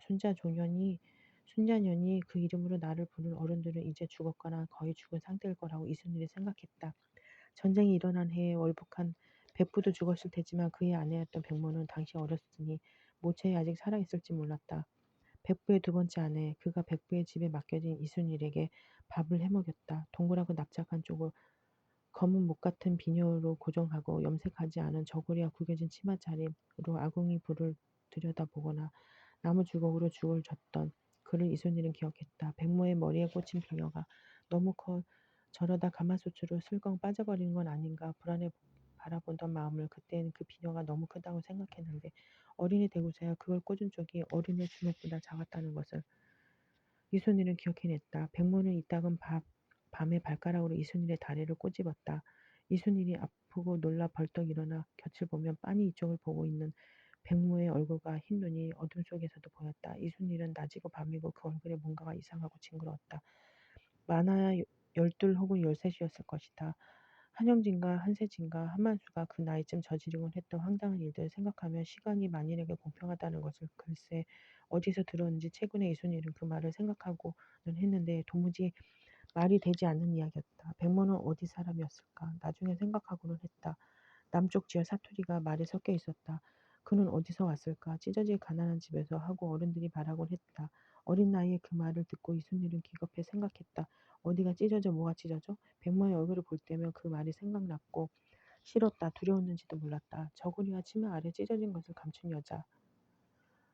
그를 두 번째 아내로 들인 베프는 철도 관련 사업을 하려고 지포리에 들어와 살던 일본인들과 교류가 있었다. 그들의 사무실에서 일해 번 돈으로 재산을 모은 그는 인민군이 산을 넘어 토성리 갈골에 들어왔을 때 신변을 염려해 다급히 동생을 찾아갔다. 마을 위원회 어른들이 그 길에 동행했다. 자네가 배우지는 못해서도 똑똑하니까 하며 그들이 이순일의 아버지에게 위원장을 대신 맡아달라고 사정할 때 집안 사람이 새로운 체제에서 한 자리 하고 있으면 나머지 식구들에게 좋다는 고 거둔 사람이 백부였다고 이순일은 들었다. 자기들끼리 말하는 중에 그 말을 이순일에게 흘린 노인들은 그렇게 혼란스러울 때 사람들이 똑똑하지 못하면 그런 일을 당하는 거라고 혀를 찼다. 유엔군이 갈골 일대를 탈환했을 때 자수를 권한 사람도 백부였다고 그들은 말했다. 백부는 궁극적으로 자수하러 간 동생이 실종자가 실종되자 겁을 먹고 월북을 결심했다. 이순일은 그 밤을 기억했다. 배추밭이었다. 백부와 백모 말고도 사람이 더 있었다. 어른들이 그들을 따라 서리 덮인 밭골을 기었다. 두둑두둑이 높아 고랑이 깊었다. 살짝 얼어 면도날처럼 선 흙바닥에 손이며 턱을 베었는데 아픈 줄도 몰랐다. 벌어질까봐 무서웠다. 열심히 기어도 어른들을 따라갈 수 없어 뒤처졌다. 마음만 다급한 와중에 번개인지 조명탄인지 때문에 하늘이 갑자기 환해졌고 앞서가던 어른들이 납작 엎드렸다. 그것을 보고 따라 엎드렸는데 차고 촉촉한 바닥에 이마를 대고 있다가 고개를 드니 어른들이 다 사라지고 없었다. 어른들이 다 사라지고 없었다. 이순일은 입을 다물고 그 밤을 가만히 생각했다. 달빛을 받으며 활짝 펼쳐진 배추들 사이에 앉아 있다가 길을 되짚어 백부의 집으로 돌아갔다. 부엌을 뒤져 남은 걸 먹고 어른들이 떠나고 없는 집에서 며칠 잤다. 하룻밤 자고 두 밤 자고 세 밤 자고 그러다 마을 어른들에게 발견되어 그보다 남쪽 마을인 지경리로 그때까지만 해도 피랑 갈 기운 없으니 죽어도 여기서 죽을 작정이라면 집에 머물고 있던 외조부에게 맡겨졌다.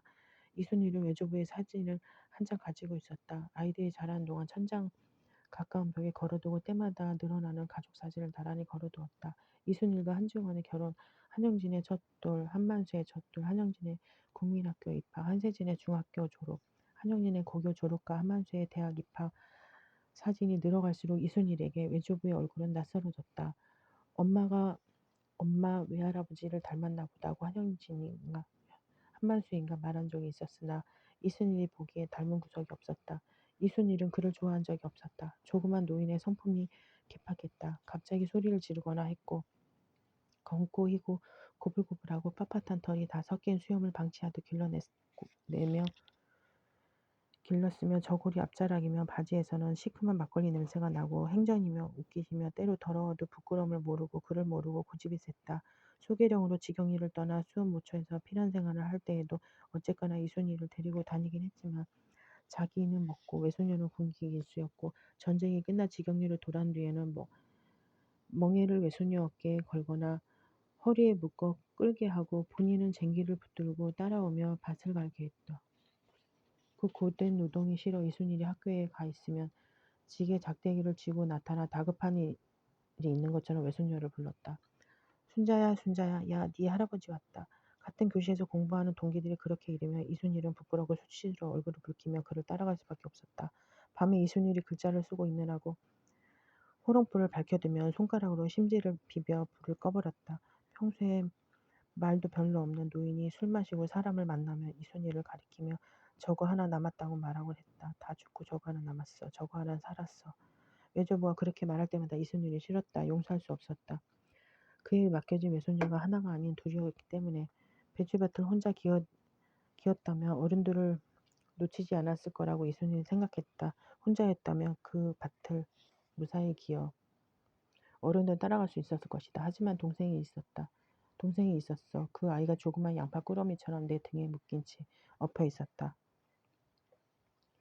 앞으로 나아가려고 발로 바닥을 밀고 엉덩이를 들 때마다 등에 엎인 동생의 머리가 달랑거리며 목 뒤를 짓눌렀다. 5살 등에 엎인 3살의 무게. 나는 그 밤 그 밭골에서 천근만근의 무게를 알았다. 백부의 집으로 돌아가는 길에도 그 아이는 내 등에 엎여 있었어. 마당으로 들어서서 달을 등진 채 한동안 서 있을 때에도 다급히 짐을 꾸려 떠난 흔적으로 어수선하게 어질러진 방에서 날이 밝기를 기다리며 누워있을 때에도 그 아이는 있었다.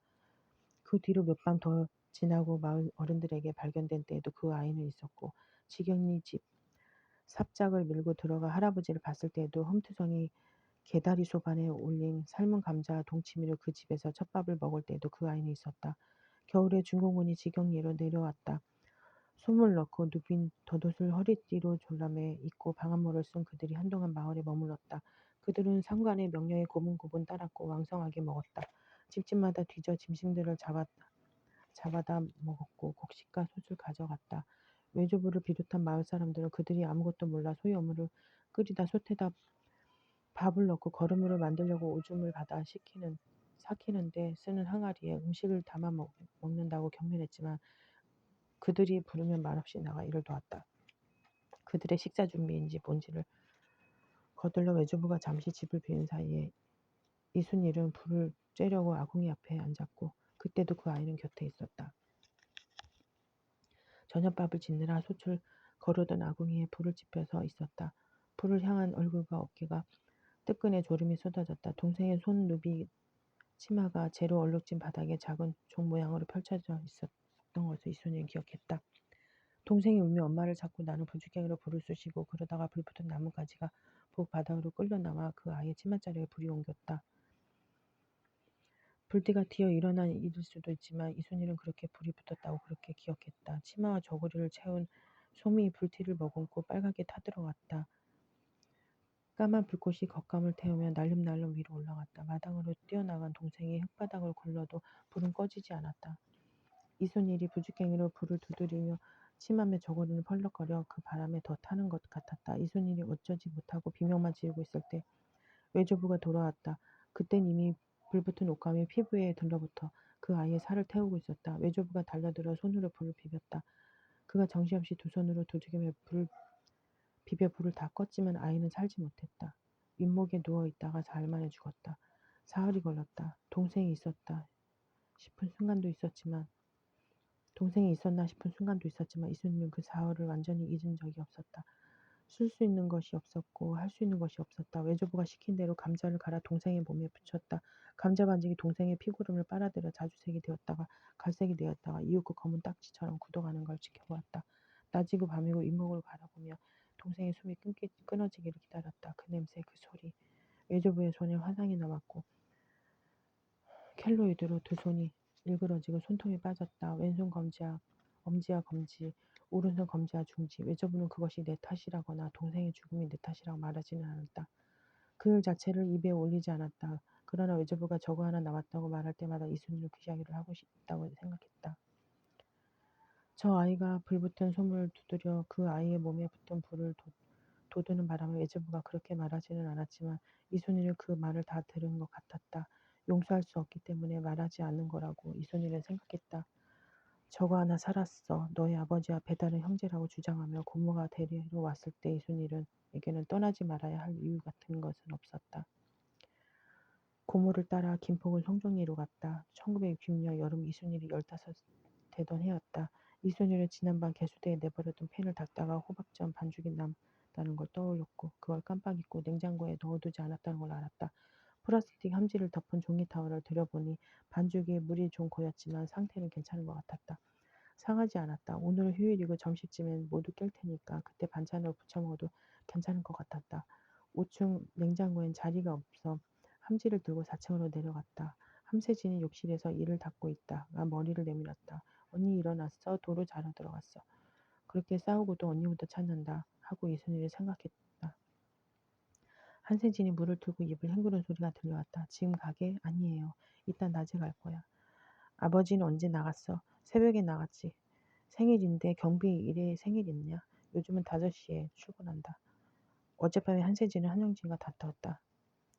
한세진이 들고 온 포도주와 김원상이 발코니 깊은 구석에서 끄집어낸 양주를 따서 마시기 시작했을 때만 해도 괜찮았는데 한정원이 자러 내려가고 김원상도 술이 올라 불구레한 얼굴로 자러 들어가자 분위기가 달라졌다. 한영진이 한세진에게 지금 하는 일이 뭐냐, 월급은 받는 일이냐, 얼마씩 받느냐고 캐묻더니 한세진이 계속 어물쩍 넘기듯 대답하자 언제까지 그러고 살 거냐고 말했다. 너 계속 그러고 하고 있을 거면 내 밑으로 들어와서 일 배워. 싫어. 뭐가 싫어. 난 그 일 못해. 왜 못해? 잘할 자신이 없어 언니. 처음부터 잘해서 하니 다들 하면서 배우는 거야. 난 그 일을 하고 싶지 않아. 세진아 하고 한영진이 말했다. 너 하고 싶은 것만 하고 살 수는 없어. 사람이 어떻게 하고 싶은 것만 하며 사니. 이순이는 그 말을 듣고 한세진의 표정이 싸늘해지는 걸 보았다. 애써 부드럽게 넘기려는 듯한 태도가 사라지고 가족 모두가 아는 그 표정. 이마가 평평해지는 지고 눈꺼풀이 내려오며 말문을 닫는 얼굴이 되었다. 한영진도 입을 다물었다. 그것도 모두가 아는 표정이었다. 구제불능 하고 도장을 찍고 더는 상종하고 싶지 않다고 선언하는 듯한 얼굴 싸움은 그렇게 중단되었다. 어렸을 때는 하고 이순이는 생각했다. 이 아이들이 어렸을 때에는 다투거나 하면 즉시 개입을 할 수 있었는데 한쪽을 혼내거나 둘 다 혼내거나 달래거나 중재할 수 있었는데 지금은 그게 가능하지 않았다. 아이들은 어릴 때만큼 자주 다투지는 않지만 훨씬 신랄하고 내밀한 것을 두고 다투었다. 그게 무엇이든 이순이는 가책을 느꼈다. 그게 무엇이든 자기 손으로 건넨 것이 그 아이들의 손으로 넘어가 쪼개졌고 그 파편을 쥐고 있느라 아이들이 피를 흘리는 거라고 이순이는 생각했다. 이순이는 반죽을 냉장고에 넣고 앞치마를 끓이며 방으로 들어갔다. 한중원과는 오래전부터 방을 따로 사용하고 있었다. 이순일은 옷가지와 이불과 소형 가전과 접시를 보관하는 가구들로 방을 채웠고 한중원은 전동 침대와 책상과 회전의자와 책꽂이와 서류들을 자기 방에 두었다. 갈골 문서도 그 방 어딘가에 있을 것이다. 이순일의 아버지 것이었다. 한중원의 명의로 등록된 산 지번이 기록된 문서. 이순일은 그 문서의 가치에 관심이 없었다. 그 산이 어디쯤인지 알았다. 가을이 되면 다갈색 솔잎으로 덮여 푹신한 산비탈에 밤송이들이 툭툭 떨어질 것이다. 밤나무가 많은 산이다. 하지만 밥 한 톨 가지고 나올 수 없다. 그 산이 재산으로서 아이들에게나 유용하려면 통일이 되거나 그것과 비슷한 규모의 남북 간 교류가 있어야 하는데 한중원이 그걸 바라는 것 같지는 않았다. 그가 익히 안다는 빨갱이들하고 어떻게 잘 지낼 수 있을까? 이순이는 화장대에 놓인 지갑을 집어 체크카드와 지폐를 확인한 뒤 주머니에 넣었다. 햇빛을 가려줄 모자를 어디 두었는지 몰라 여기저기 선반을 뒤적이며 방 안쪽까지 들어가 침대 위에서 그걸 발견했다. 거기가 그 방의 막다른 곳이었다.